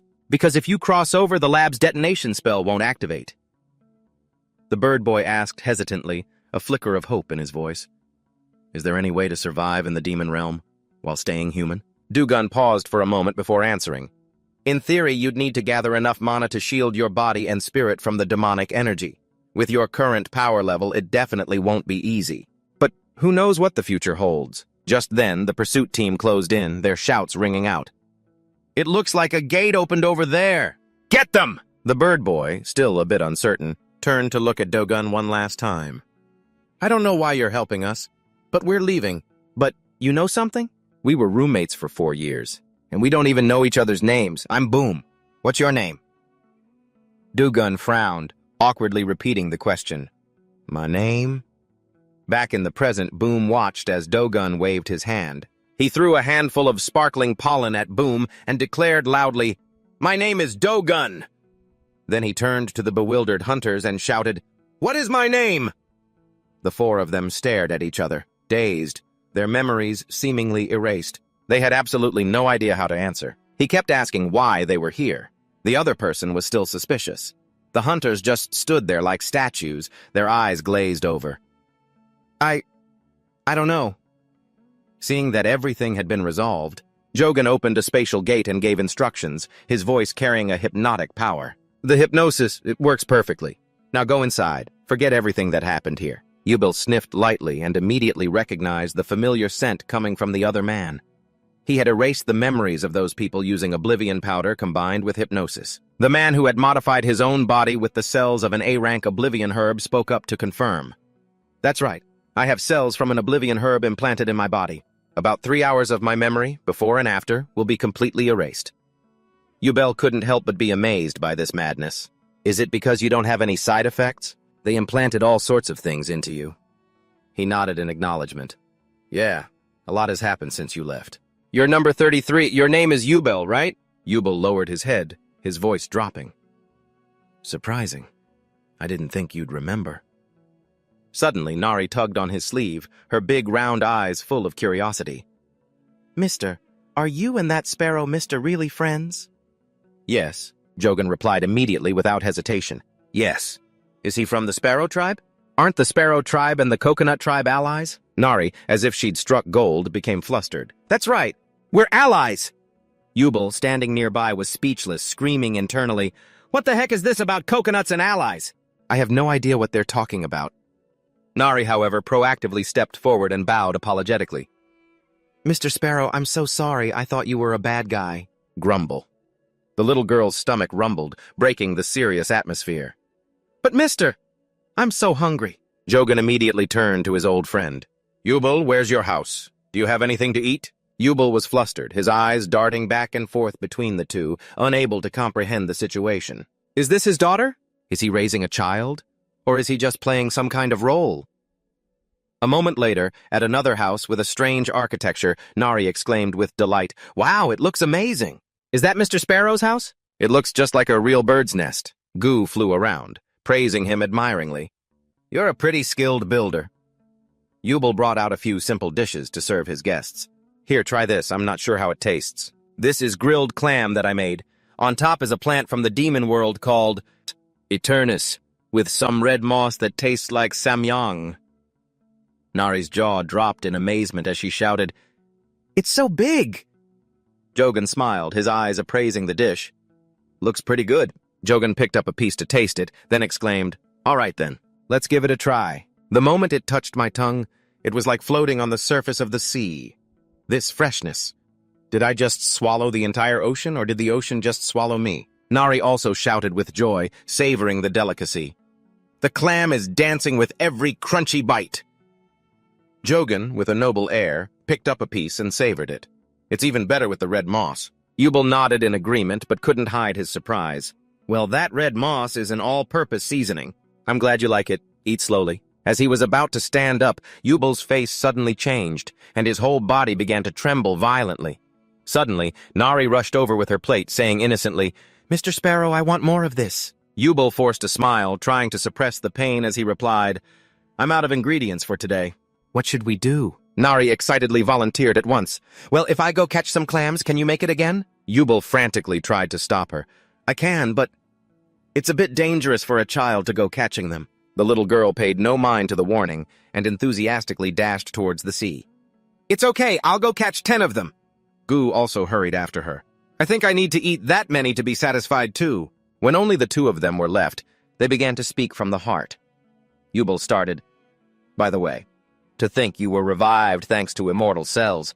Your life is truly extraordinary. So are you planning to get revenge on the Tira laboratory?" Jogan, leisurely enjoying life, replied, Sometimes when I think about it, I want to.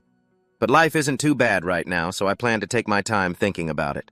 "Do you want revenge?" Yubel avoided his gaze, turning his face away. "You said all the spells on your body disappeared when you were revived. We still have the detonation spell inside our bodies. We'll explode the moment we return to the human world." Jogan, slightly puzzled, observed his friend. "It seems you can control your wings now. But has your head returned to normal?" "But..." Yubel let out a long sigh. "I can turn it back, but I won't." Dia's face has changed. If I was the only one who looked normal, she would be so sad. Dogun's expression suddenly turned serious, his voice low. "I understand. Let me ask you one more thing. You know it too, don't you? That you only have a month to live at most, right?" Yubel slumped down, sighing wearily. "So you figured it out, huh?" Thinking back brings up so many memories. It was so hard when I first came here, but I did everything I could to gather mana just to survive. At some point, I felt my mana and the demonic energy reach a balance. Thanks to that, I was stable for a long time. But then, not too long ago for some reason, Dia's mana hole became unstable, and the demonic energy inside her started to run rampant. I tried to force it open and ended up damaging my own mana hole. I've been trying to endure it somehow, but Dia ate fruits containing a sleeping poison and has been in a deep sleep for a while. Seeing Yubel tremble as he recounted the tragedy, Dogun began to piece things together. So, she intentionally put herself into a coma to slow down the rampaging demonic energy. "Mandragora." He said the key word, then explained in detail. "When a mana hole is damaged, you can make a potion from a mandragora and it will heal instantly. Didn't you know that, you fool?" At the same time, in a hidden corner of the bird's nest-like house, a poisoned apple was thrown to the ground, rolling away. Deep in the shadows, a girl was hugging her trembling brother, finally unable to bear it any longer and letting out a loud scream. Outside, Yubel asked in disbelief, his voice cracking with emotion. "Did you just say, Dia and I can live? How?" Dugun dusted himself off, stood up, and said, "I've been studying pharmacology in a lab since I was 55. I guess you wouldn't know that, huh? You just need to drink an essence refined from a mana stream, mixed with the excess roots of a mandragora. A plant-type monster, the mandragora is famous for its scream when pulled from the ground. Although the excess roots look worthless, they actually absorb demonic energy from underground and sprout into new entities, multiplying even more. They are a source of life force in themselves. Perhaps that's why the essence from their excess roots is especially effective at regenerating mana streams. I never thought it would be useful for me. Looks like raising mandragoras was a good idea after all. I'll go get some. Yubel was shocked. You're going to get it yourself? Dugun confirmed the plan. To create the essence, we need to find an alchemist, but you can't go to the human world because of the curse. So, while I'm gone, I'll leave the others in your care. Yubel lowered his eyes gratefully and said, I owe you again. Dugun suddenly remembered something important and asked, Oh, right, the alchemist will want a fee. Do you have anything? Yubel, flustered, showed his empty hands. I don't even have any money. A moment later, a large backpack was placed on the ground with a thud. Dugun looked at the pile of stuff doubtfully. Why did you bring so much? Yubel scratched his head sheepishly. I just prepared the things that every hunter brings when they come here. You think this will be enough? Dugun gave it a quick look and replied firmly, This is definitely more than enough. He slung the backpack over his shoulder. All right then, I'm off. A while later, in the human world. Bong-su, leading the way, asked curiously, You mean you're looking for an awakened alchemist? Yeah. Dugun, following behind, gave a slight nod. Yeah, a skilled one. Bong-su guaranteed without a moment's hesitation, Just leave it to me. Last year, the Alchemist Association even opened a branch in the slums. If we go there, we'll definitely find someone. Dugun, a little curious, asked about the kid's strange outfit. But why are you wearing sandbags on your arms and legs? Bong-su looked at them and explained enthusiastically, I'm training my physical strength. I want to be strong like you. Dugun was taken aback. Like me? Bong-su said with great admiration. You're someone who can walk into the demon world empty-handed. You must be an incredibly strong hunter. I want to be like that too.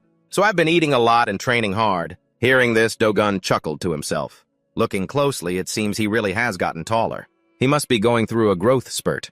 A while later, Bong-su led him to an old-looking shop and said, We're here. Not long ago, a new branch manager named Kim came here. They say he's very skilled and has a good personality, too. Bong-su was in the middle of speaking when he turned to the side, looked at an older man in the distance, and said, There he is. That man, however, was sweating bullets. His face was pale as he begged over the phone. You know, right? For over 25 years, I've never been late on an interest payment, not even once. Bong-su explained to Dugun, Looks like he's getting another call from the loan sharks. Oh? Dugun, quite surprised, repeated, Loan sharks? Bong-su nodded in confirmation. Yeah. Borrowing money is pretty normal around here. He worked at the Gold City branch for 25 years, but not long ago he was demoted and transferred here. I heard his salary was cut too. Dugun surmised with common logic. If he was demoted, he must have made some kind of mistake. But Bong-su immediately denied it, defending him. Not at all. I heard that back in Gold City, one of his superiors was secretly embezzling the subsidies for the slums. That guy was famous for stealing credit from his subordinates and all sorts of other evil deeds. Anyway, when branch manager Kim reported it, he was labeled a troublemaker and kicked out. Back in the present, branch manager Kim was walking anxiously when he heard a voice call out, Branch manager Kim!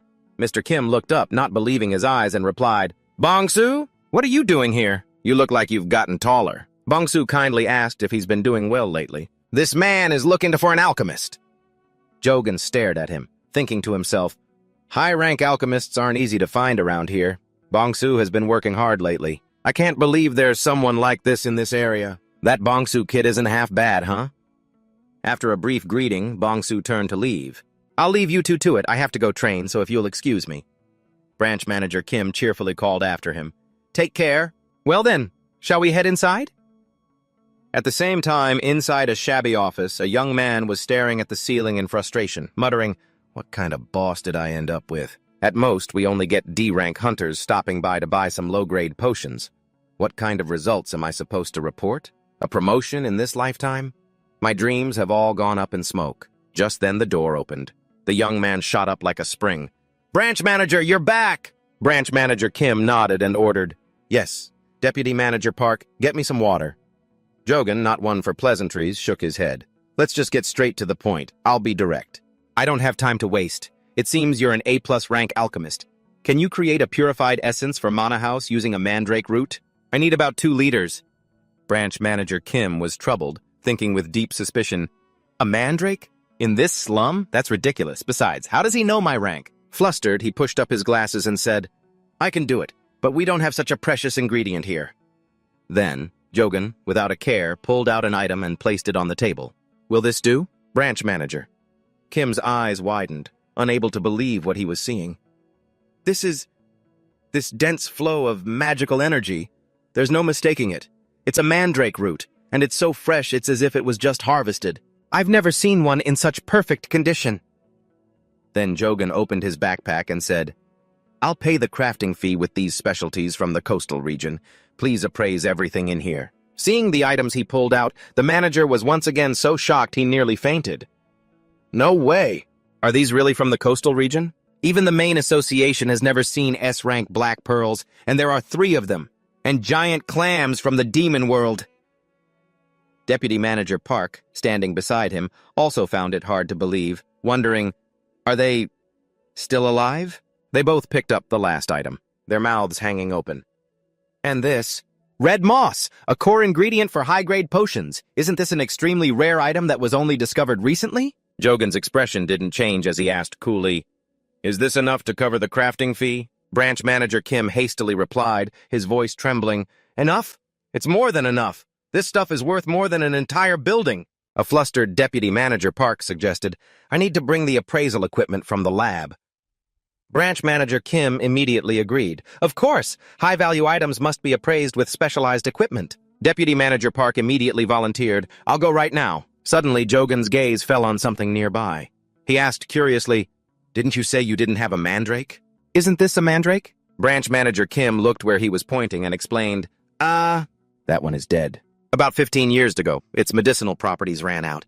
I used to be interested in researching mandrakes, so I kept it. But Jogan picked up the withered root and asserted, This one is still alive. Branch Manager Kim was baffled. Huh? What are you talking about? Jogan channeled magical energy into the item in his hand. The mandrake inside the jar immediately produced air bubbles.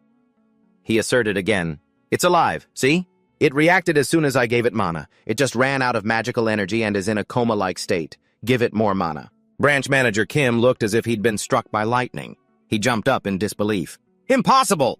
I've already given it so much mana. Just then the door burst open violently. 3 strangers walked in. Executive Director An asked in an arrogant tone, Are you well? Branch Manager Kim, your office looks just like a slum, doesn't it? Like a loan shark's den. Branch Manager Kim stammered in fear, Why are you here? Executive Director An immediately shifted his attention to the pile of precious items on the table, exclaiming greedily, there it is. I heard something extraordinary just appeared in the slums. Branch Manager Kim's face turned pale as he thought, Don't tell me. Deputy Manager Park already reported this to Director An, but outwardly, he tried to maintain a tense composure and replied, You arrived very quickly, sir.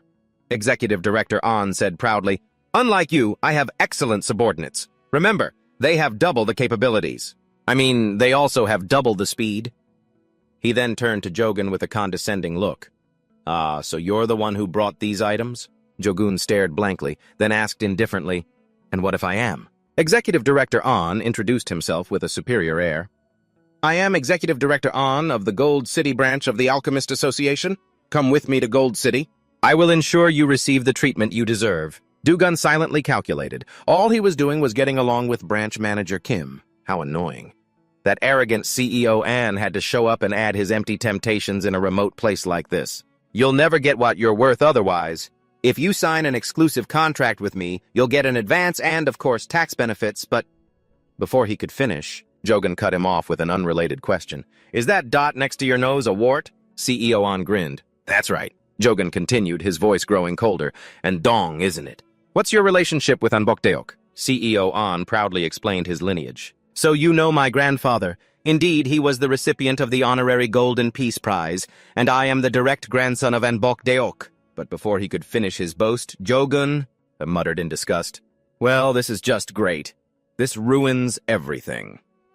A horrifying memory flooded his mind like a bloody black-and-white film. A monster that's not even human is looking for its mommy? But you're a chimera now. Your parents are probably in the demon world, right? How about I open a gate and shove you right in? Let you run and beg your parents to save you. As he thought of this, his anger erupted. He unleashed his mana, and the terrifying pressure forced CEO An to his knees. Jogan's cold, questioning voice echoed like a call from hell. So, and you're really just like your grandfather, aren't you? Forcing people with power, taking whatever you want whenever greed strikes. CEO. An gritted his teeth, growling in pain. What are you talking about? King. Dugun's eyes were as sharp as knives. I'm asking you a question. You should answer this carefully. Does the Tiza laboratory still exist? CEO An trembled, not understanding the question. Tiza? I've never heard that name before. Jogan continued his interrogation, increasing the pressure. You don't know about the illegal Chimera research lab where Anbokdeok worked? As the head researcher, branch manager Kim, hiding and eavesdropping from a distance, was shocked. The Golden Peace Prize winner, Anbokdeok, worked at an illegal laboratory? Meanwhile, CEO An, though trembling under the pressure, still bit back. Don't you dare insult the dead. My grandfather dedicated his entire life to research and training. At the younger generation at the university. After retiring, he donated his entire fortune to the families of Gate victims, and for that contribution he received the Golden Peace Prize. Dugun listened and scoffed with contempt. After killing so many children behind the scenes, I guess he decided to repent in public, and here I was thinking, he would live longer since he was an awakened, but it turns out he died sooner than I thought. Was it due to complications from that fall out of a window, I wonder? CEO An couldn't believe his ears. He struggled to lift his head, his eyes wide. That was never made public. How could you? Jogan replied mockingly. How? Because I was the one who pushed him. After turning kidnapped children into chimeras, he threatened to throw them into a gate. So I threw him out first. I'll give you one chance. As soon as you get back, and investigate Anbokdeok and the Tiza laboratory. I will find you when the time is right. At this point, he couldn't help but reflect on his painful past. To think I'd meet Anbokdeok's grandson here. The first time I was forced into a chimera bioexperiment, I was only 9 years old. After that, my monsterization began at 20.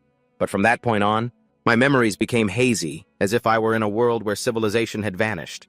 I probably just followed orders and acted on instinct. No consciousness, no reason.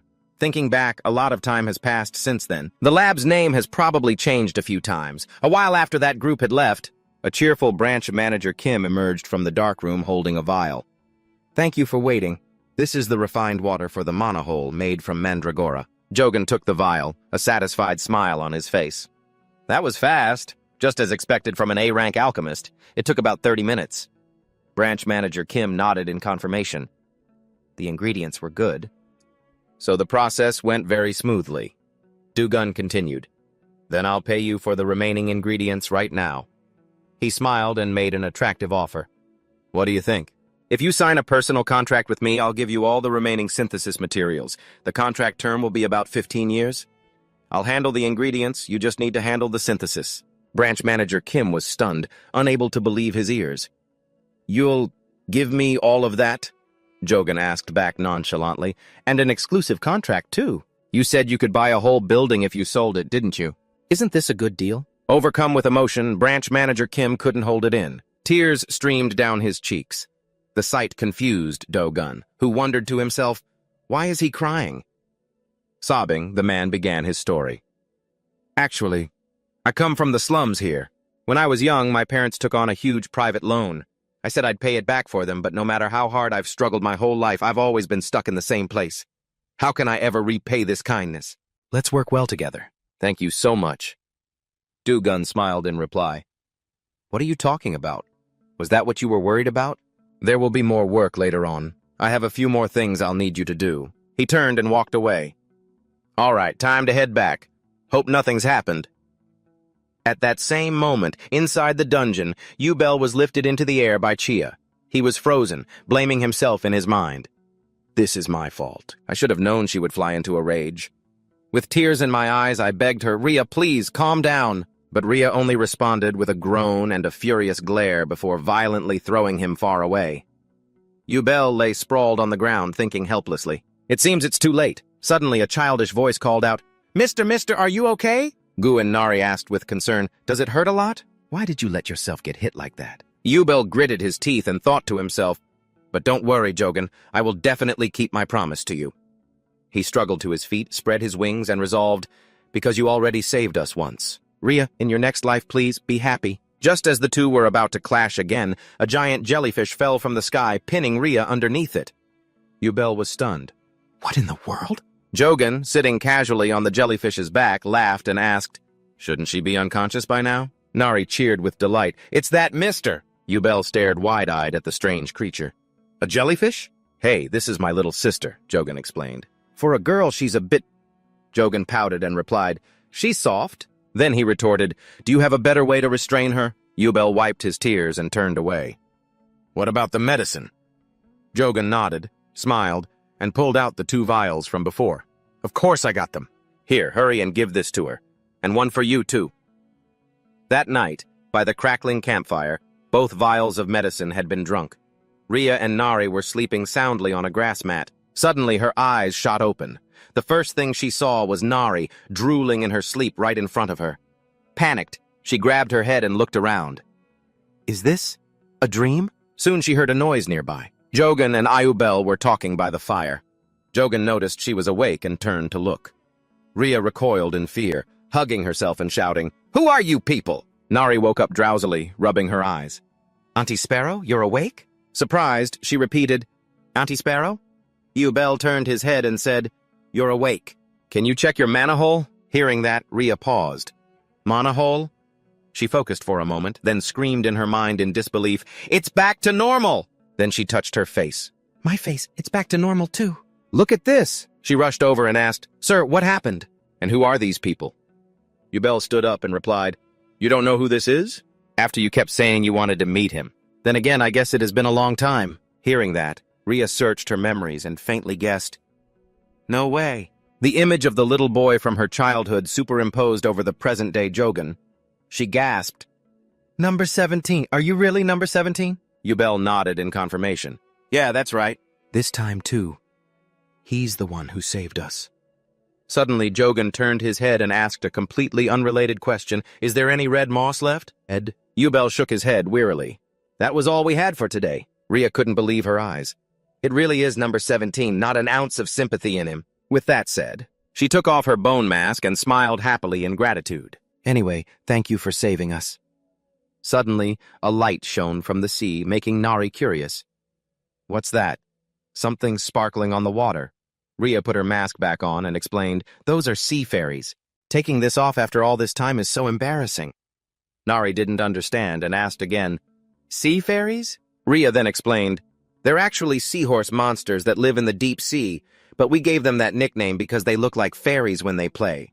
They surface at night to have fun. And when the sun rises, they return home. If you follow the sea fairies, then you can find the luminous yellow quartz. Jogan shot to his feet, startled. Quartz? I completely forgot about my original goal. He asked, How long until sunrise? Ayubel didn't understand, but answered anyway. Probably soon.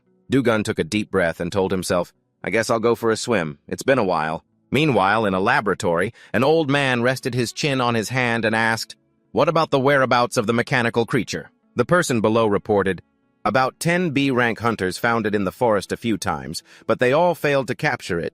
It seems to be hiding somewhere in the coastal area now. He couldn't believe it and repeated, The coastal area? A subordinate recounted in more detail. Some A-rank hunters went to the coastal area a while ago. They all returned with amnesia. However, the mechanical creature's location data was still saved on their tracking devices. Yes.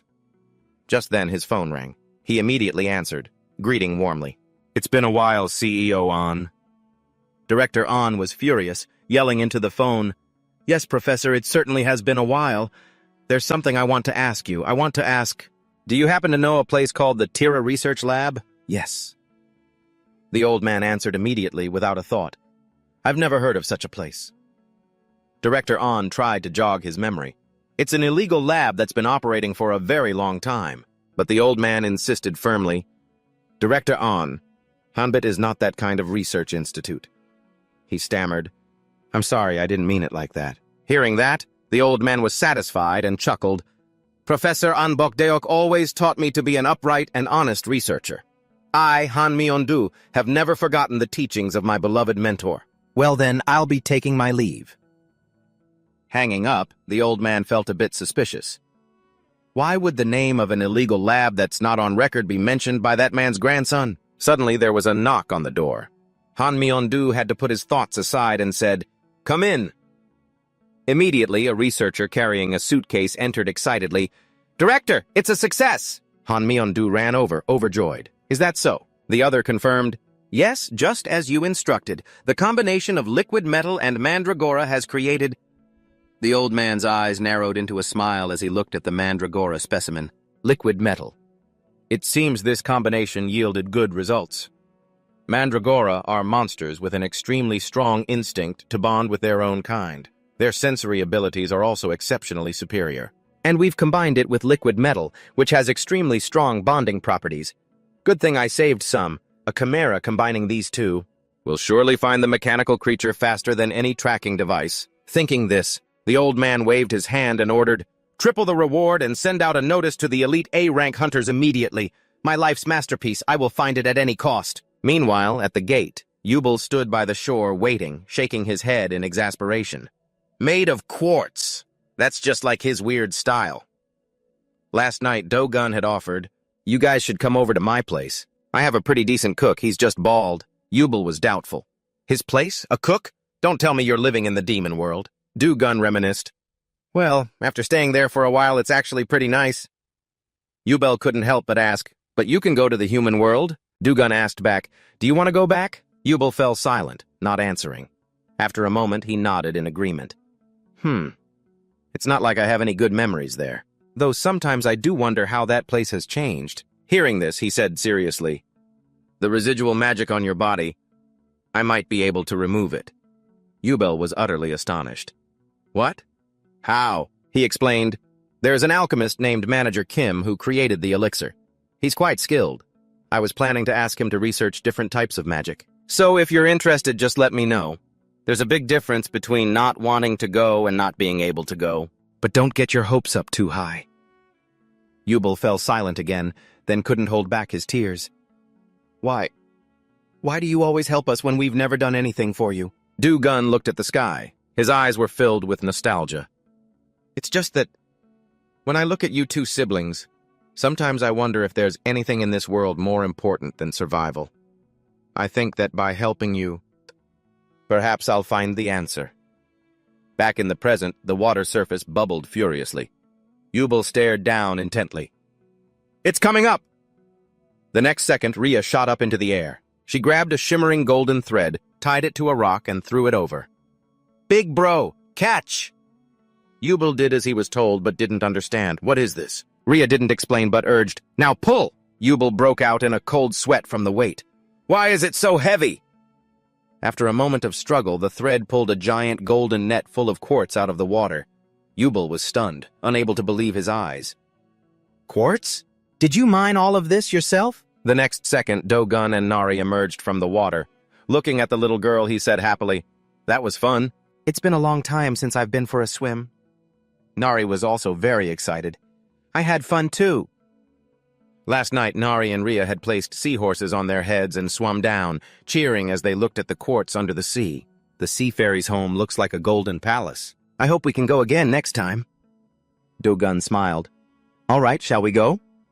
Looking at the pile of quartz as high as a small mountain, Yubel hesitated. "But how are you planning to move all of this back to the forest?" "How?" Before he could answer, a giant shadow passed over their heads. Do-gun said nonchalantly, "I'm still thinking about that." "Huh?" Yubel was terrified. "Huh? Is that a rock? Why would a herd animal be all alone like this?" Nari waved excitedly. "Is that a parrot?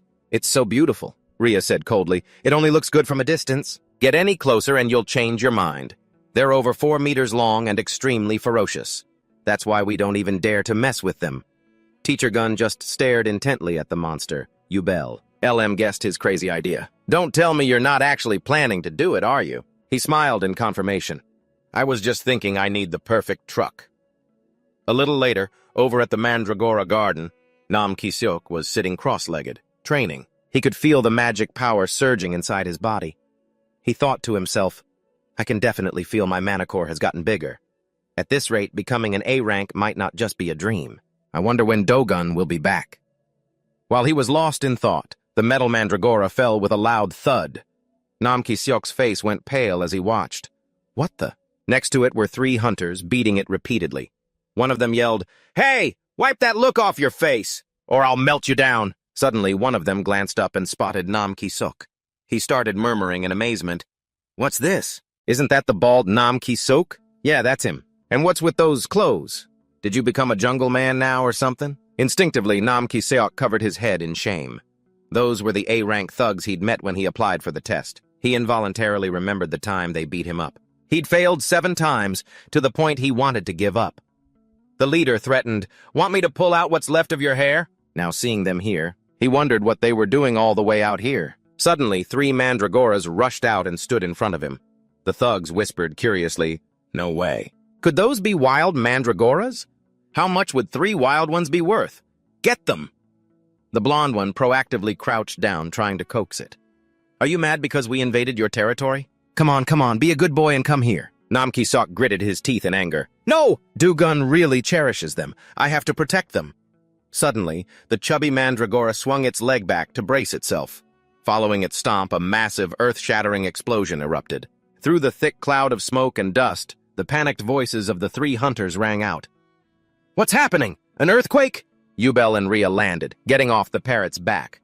Yubel asked, "Big bro, is this the place? But who are they?" Rhea, still a bit dazed from the medicine, mumbled, "How many houses could there be in this forest anyway? Oh, guests?" Not far away, the poor parrot was sweating, its tongue hanging out as it panted heavily. Nari, sitting on top, grumbled, "Uncle, this thing is too slow." "Yeah," Dogun nodded in agreement. "Yeah, maybe I was a bit too rough when I tamed it. I'm starting to feel a little bad for it." Meanwhile, Nam Ki-seok held his head and cried out, "What in the world is happening? That's clearly a disaster-level monster that's supposed to live in the coastal region. Why did it show up here?" He involuntarily recalled what Dogun had said. "All right, I have to go to the coastal region right away." His face turned pale at the thought. Come to think of it, Big Bro and Nari went in that direction. Don't tell me something happened to them. If that's the case, then even if I don't want to, I'll have to cooperate with these thugs. But before the 3 thugs could do anything, they were preempted. Yubel quickly closed in and asked, "Are you Dogun's cook?" "Judging by the hair, I guess that's right." Nam Ki-seok was so scared he jumped back. "A talking monster? Wait a minute. Dogun's cook? So you know our big bro?" Yubel cheerfully confirmed, "He's our friend." This made Nam Ki-seok even more bewildered. A disaster-level monster. Is friends with Big Bro? What kind of life has he been living? Then Yubel looked over at the 3 thugs and asked, "But who are these people? They don't look like guests at all." Nam Ki-seok hesitated, calculating. Wait, this could be a good opportunity for me, right? Thinking this, he grinned wickedly and pointed at the hunters. "They're thieves who were trying to steal Big Bro Dogun's mandragoras." Hearing this, the color drained from the 3 thugs' faces. An hour later, peace had returned to the forest. Suddenly, a bird's cry echoed as something heavy fell from the sky and hit the ground with a thud. It was Dogun's group, officially back. Dogun took a deep breath. There's no place like home. Seeing the parrot lying in a flattened heap, unwilling to move, he wondered, was that quartz really that heavy? "You worked hard, get some rest." Rhea's eyes widened in disbelief. "You told me to go on ahead. Did you really manage to tame that thing?" Yubel, on the other hand, was starting to get used to this absurdity. Fair enough. It was because of Jogan that Gu rolled off the bird's wing when it changed altitude, hitting someone's leg, and then cried out, "It's been so long since I've flown this high!" But when he saw that it was 3 thugs all tied up, he screamed, "What the heck? Who are these guys?" Jogan looked over in surprise. "Huh? 3 A-rank hunters? What happened?" Yubel explained, "They were probably trying to steal the mandragora." But Jogan was a bit uneasy. Something suspicious here. Hearing that, Yubel could only scratch his head. Meanwhile, Dia turned to talk to Nari to change the subject. "Kim Nari, little one, do you want to give us a tour of your home? I heard the valley there is very beautiful." Nari got excited and waved her hands around wildly. "That's right! There's a really pretty waterfall there, too. Follow me. I'll teach everyone how to catch fish." Once the little girl was gone, Yubel revealed the truth. That place is called the Hanbit Research Institute. It seems they're still looking for Kim Nari. Those 3 were hired by them. Hearing that, Jogan immediately remembered. "Hanbit, that's the lab where Nam Ki-seok got the tracking device. I knew those hunters would show up.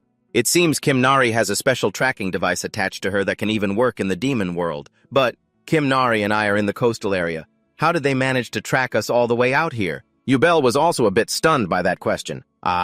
It's probably because of this little guy. Jogan took the metal mandragora and pondered. They combined a mandragora with liquid metal. Could it be to track Kim Nari? Yeah, Yubel confirmed. Yeah. They said that liquid metals tend to be attracted to each other. Jogan continued the thought. So this thing came to the forest and was drawn to its own kind, the mandragoras, and eventually found its way to our house. Yubel nodded. That's right. They also said they were heading to the coastal area next. It seems they haven't given up on Kim Nari. What a pain, Jogan thought, looking over at the mandragoras. I need to come up with a way to deal with this. Huh? What's up? The fat mandragora pointed at itself defiantly. Jogan understood and chuckled. Ah, you're telling me to hand over your kind. Even if it's a hybrid, its kind is still its kind, right? Here, take it! But the fat mandragora kept screeching. Jogan suddenly remembered. Ah, that's right. There's that other one, isn't there? How did it know the other one was in my pocket? Looking at the two skinny mandragoras on the ground, he remarked with some sympathy, They both look so pitiful. Where did you get that skinny one? Jogan recounted.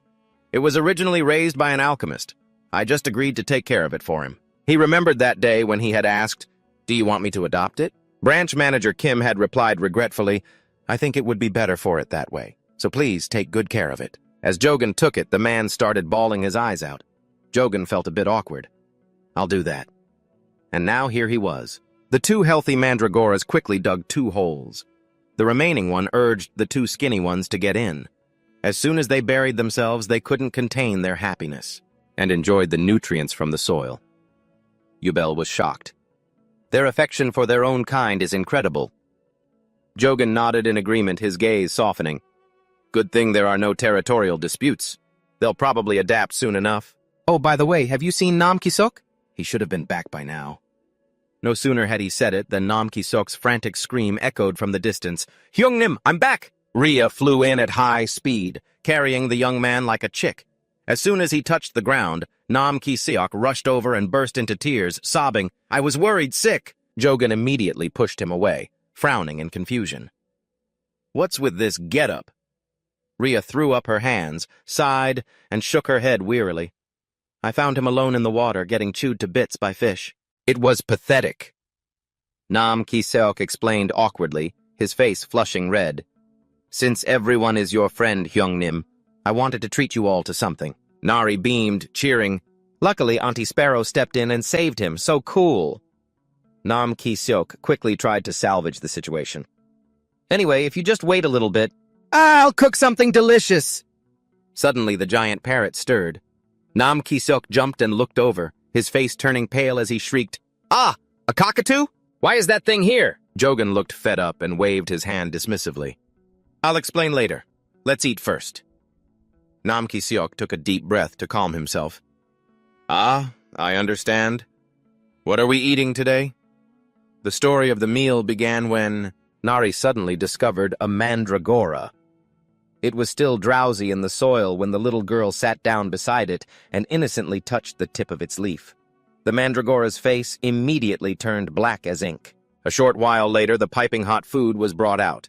Nam Ki-seok shouted, Ta-da! It's finally done! The 2 IU siblings stared in surprise at the heaping bowls of rice. This was Nam Ki-seok's special kimchi curry rice, simmered as long as a bone broth even though it was just instant curry and store-bought kimchi. But he had generously chopped kimchi, pork, and all sorts of vegetables, then stirred it constantly for an hour to keep the bottom from burning. Everyone took a full plate in anticipation. Jogan sniffed it. Smells amazing. Let's have a bite. Nam Ki-seok stood to the side, clasping his hands and praying. I really hope it's good. The moment Dia tasted a spoonful, her taste buds exploded. She exclaimed in awe, Is this a legendary dish, model? Is this some kind of East meets West fusion? It's a little spicy, but it's a good kind of spicy. But then she wondered, wait, is India considered the West? Jogan looked visibly flustered by her naive question. Their reaction was like something out of a comedy sketch. Suddenly, he noticed Nari, who had been gloomy and silent this whole time. He asked, Kim Nari, why aren't you eating? Nari turned and walked away, her voice sullen. I don't really have an appetite. I'm just going to go inside and sleep. Watching her small, lonely figure, he thought to himself, that liquid metal chimera must be making her uncomfortable. Maybe I should give her something to do to take her mind off it. That afternoon, while the 2 mandragoras were sleeping soundly, A dark shadow suddenly fell over the body of the metal mandragora on this side. Yubel and Rhea were still savoring the taste of lunch. Yubel rubbed his stomach. A professional chef really is different. The flavor is on another level. It's been so long since I've eaten this much. Rhea nodded in agreement.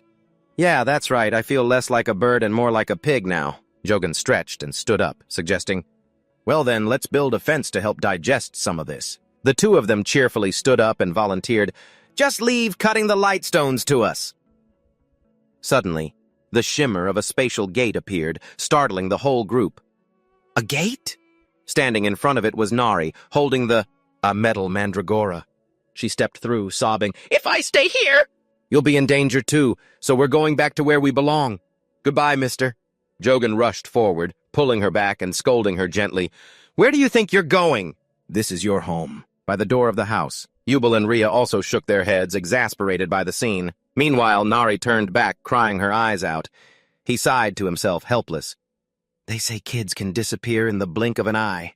I guess I can't take my eyes off you for a second now. A little while later, a steaming bowl of ramen was brought out. Nari, her face flushed, hesitantly scooped up a small bite. Tasting how good it was, she began to eat like she was starving, shouting with delight, Mister, this is even better than last time! Nam Ki-seok stood nearby, nodding smugly. Ramen really is the best late-night snack.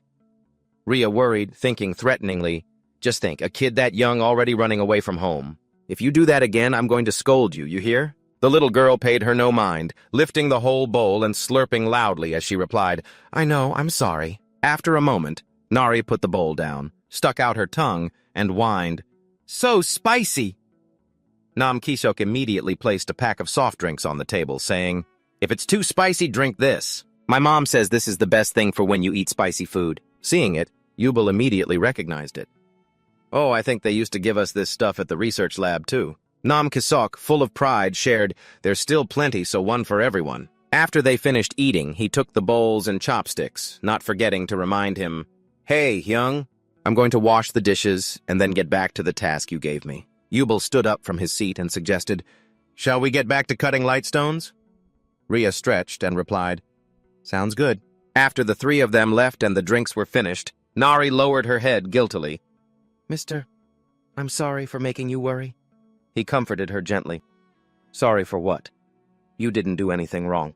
He thought to himself, The ones who are wrong aren't you, but the bastards who created you and plan to use you. Suddenly, Jogan's demeanor changed. He rested his chin on his hand and asked in a serious tone, So, can you tell me about your friends from the coconut tribe? Nari shyly looked up. My friends? He frowned, calculating. When we go to clean up the Hanbit lab, your friends can't get hurt. That's something he shouldn't say out loud. Yeah. After a moment's hesitation, he nodded. Yeah, I remember you mentioning them before. Nari, no longer shy, started gesturing excitedly as she explained, I'm close with 3 of them. As he listened intently, he organized the information in his head. Looks like I won't even need to ask for the lab's location. Nam Ki-seok definitely knows. I wonder if our boy is handling that job okay. On the other side, Nam Ki-seok grinned, reaching out to continuously beat up the 3 unfortunate captives. He felt immensely satisfied. He said he subdued them so they can't use mana for a while, right? After getting beaten for a while, the blonde guy's gag came off. He hurriedly begged, Wait, Nam Ki-seok, let's make a deal. He paused, surprised. A deal? The blonde guy spoke urgently. Look, if you let us go, we'll go back and give you anything you ask for. We've got some money saved up. You know, with that kind of money, you could buy a whole house in the Golden City. And of course, we won't breathe a single word about what happened here. But upon hearing this, Nam Ki-seok reached into his pocket, rummaged around, and sneered back, A deal requires 2 parties on the same level. I'm not the type to be bought off by some spare change like that. As he said that, he held up a powerful black card. The blonde guy broke out in a cold sweat, unable to believe his eyes. A black card? The kind only issued to the super elite? How did you get that card? Seeing this, Nam Ki-seok grew even more smug, waving the black card. Does that even matter right now? I never thought I'd get my revenge for the promotion exam like this. The blonde-haired guy mumbled timidly. We made a mistake back then, but... He cut him off immediately. And you think I'll forgive you just for saying that? Why are you calling me the fool who doesn't know when to stop? You guys are the real infamous bastards in this business. Which sin is greater, huh? Failing an exam? Or is it you guys who beat up the weak, steal money, and scam people just because you have a little power? As he spoke, he reached into his pocket, fumbled around, and pulled out 3 pills.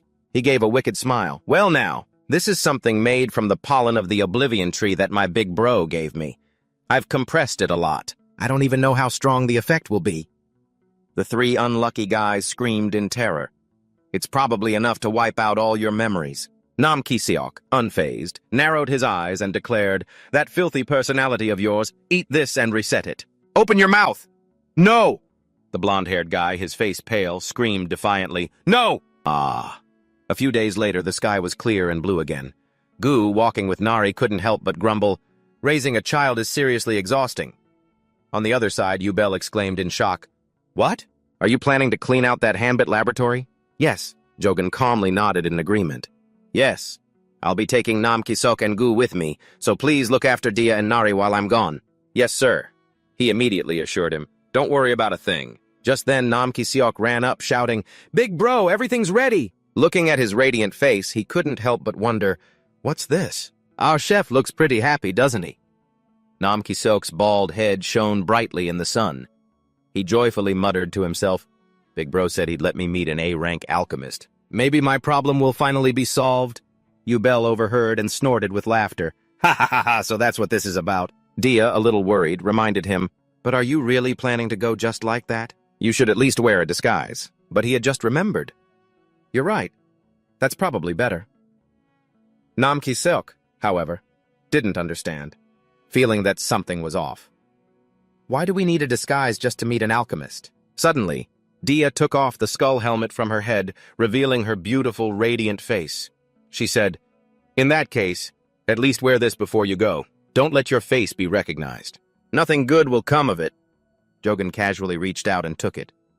"Will this even fit me?" She handed it over, assuring him, "Your face is really small, but your head is surprisingly big." Yubel immediately yelled, "What did you say, you little brat?" "I dare you to say that again." Nam Ki-seok, who was still cheering excitedly, suddenly fell silent. He placed a hand on his chest, wondering, "What is this? Why is my heart beating so fast? Could this be love at first sight?" But reality was cruel. No, Yubel had just uttered one curse when Dia started chasing him. "I'm going to kill you!"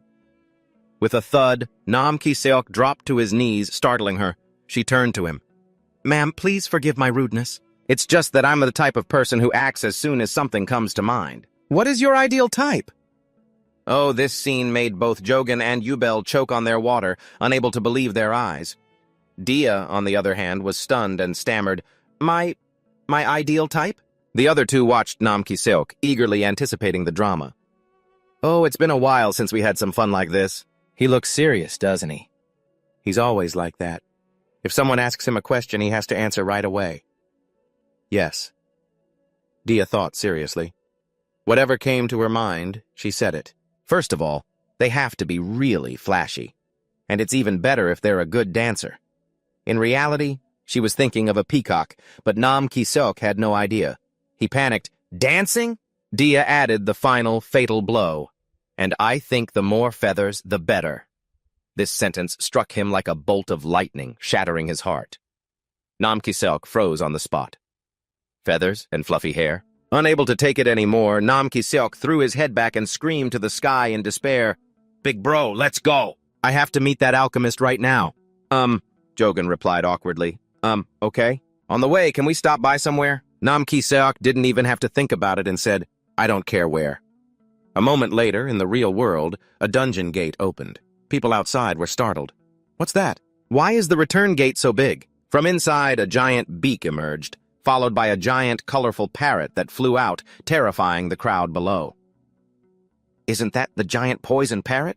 "Poison? This is insane! Report this to the association now!" "But someone was just riding it a moment ago. How is that even possible? Hurry up and report it!" Meanwhile, on the cockatoo's back, Nam Ki-seok, having calmed down, finally asked, "Sir, where are we going that requires bringing out this giant poison cockatoo? Everyone's panicking down there."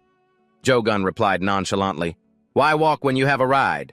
He looked at their strange flight path, growing more curious. "But where are we actually going?" Jogan answered, as if it were obvious. "You're the one who told me?" Nam Ki-seok shouted in disbelief. "What?" He didn't say anything more, just smiled at the sky, thinking to himself, a blue bird soaring in the blue sky. I should name it Blue. After waiting a little longer, Nam Ki-seok hesitantly asked again, "So, where are we going?" A while later, inside a meeting room, an employee was reading a report. "Director, the hunters we dispatched this time have all returned with amnesia." Han Mi-yeon, resting her chin on her hand, asked, "And what about the tracking chimera they took with them?" The other person stammered, They said they lost it." Before he could finish, the director slammed his fist on the table, grinding his teeth in fury. "If we don't find that mechanical device..." And it won't just jeopardize the government funding review, but also the massive investments that have been poured in. They won't just sit back and do nothing. The other person, after a moment of terror, tried to calm down and continued his report. "They said they found this in the hunter's clothes." He then handed over a small piece of paper with a short message written on it. "See you again." Han Mi-yeon stammered, then roared, "See you again? What the hell is that supposed to mean? What kind of bastard is playing games like this? Investigate and bring them to justice before..." Before he could finish his sentence, the cockatoo crashed right into the room, cutting him off. Dust and smoke filled the air. Jo-gun jumped down, dusting off his clothes and grumbling, "The landing was definitely not smooth. The left tail feather is damaged. I'll have to fix it as soon as we're done here. Manager Kim, can you handle this?" Nam Ki-seok, who had been thrown ass over heels, wondered in confusion, "Is he not happy with me?" Jo-gun's voice echoed throughout the room. "So who's the director of this lab?" A little while earlier, right before attacking the lab, a confused Nam Ki-seok asked, "The Hanbit laboratory is on the slope of Hibongsan Mountain. Isn't that place between the slums and the Golden City?" Jo-gun immediately cut him off. "We just have to go a little further." Nam Ki-seok was still bewildered. "But is this really okay, sir?" "Sir, you probably don't know since you haven't been here in a while. Hanbit isn't just some ordinary lab. They've even gotten media attention for developing Kimnari. No, I mean that mechanical life form, and isn't this illegal?" Nam Ki-seok was a man of justice, but Jo-gun didn't seem to care in the slightest, casually remarking, "Is that so? Well, we'll find out when we get there." Nam Ki-seok had no choice but to shut his mouth, reminding himself, "That's right. He must have a plan." "Yes." After another moment, he looked back and asked, "Hey, sir, this cockatoo's tail looks a little strange, doesn't it?" Jo-gun nodded in reply. "Yeah, the left side has no feathers. It's been like that since I first met it. It was running away after being attacked by its own kind because of that tail. I saved it." So that's why it's so obedient to us now?" But Nam Ki-seok was still puzzled. "But why would it be attacked by its own kind just because its tail feathers won't grow?" Jo-gun explained wearily. "This species of poison cockatoo is obsessed with beautiful tails. I think that's why it was abandoned by its flock. Those bastards only focused on attacking its tail." But hearing this, Nam Ki-seok felt a pang of guilt. His lips trembled as he held them tightly together, tears streaming down his face out of a sense of empathy. I know what it feels like, not being able to grow it." After another moment, Jo-gun called out, "Hey, is that it over there?" Nam Ki-seok realized that's the place. Hearing that, Jo-gun's spirit soared. "All right, Blue, fly straight there." The cockatoo's eyes shot open. It let out a piercing cry as its speed increased to the maximum, scaring the daylights out of Nam Ki-seok. "Fly straight there? You mean..." Jo-gun instructed without a hint of fear. "Hold on tight. Its landing skills aren't great because of that tail." Nam Ki-seok screamed as he was battered by the wind. "This is insane!" A few seconds later, a loud explosion echoed from the building. The scientists inside asked each other in confusion, "What the hell is going on?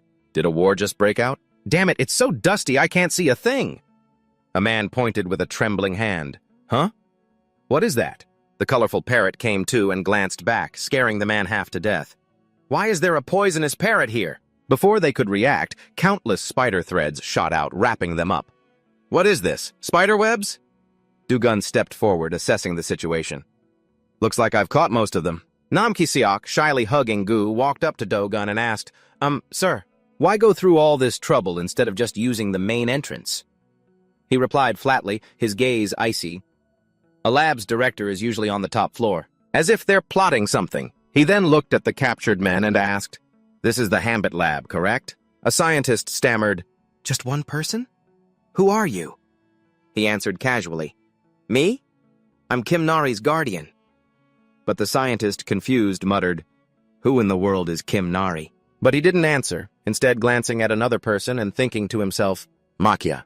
That person's voice also rang out, wary. There's an intruder! Meanwhile, in the Golden City, inside the towering skyscraper of the Hunter Association, an authoritative voice spoke. So, how are your preparations for this B-rank exam coming along? If you fail, I'm kicking you out of the house. Do you understand? Yeah. Lee Bako, a C-rank hunter, whined disinterestedly.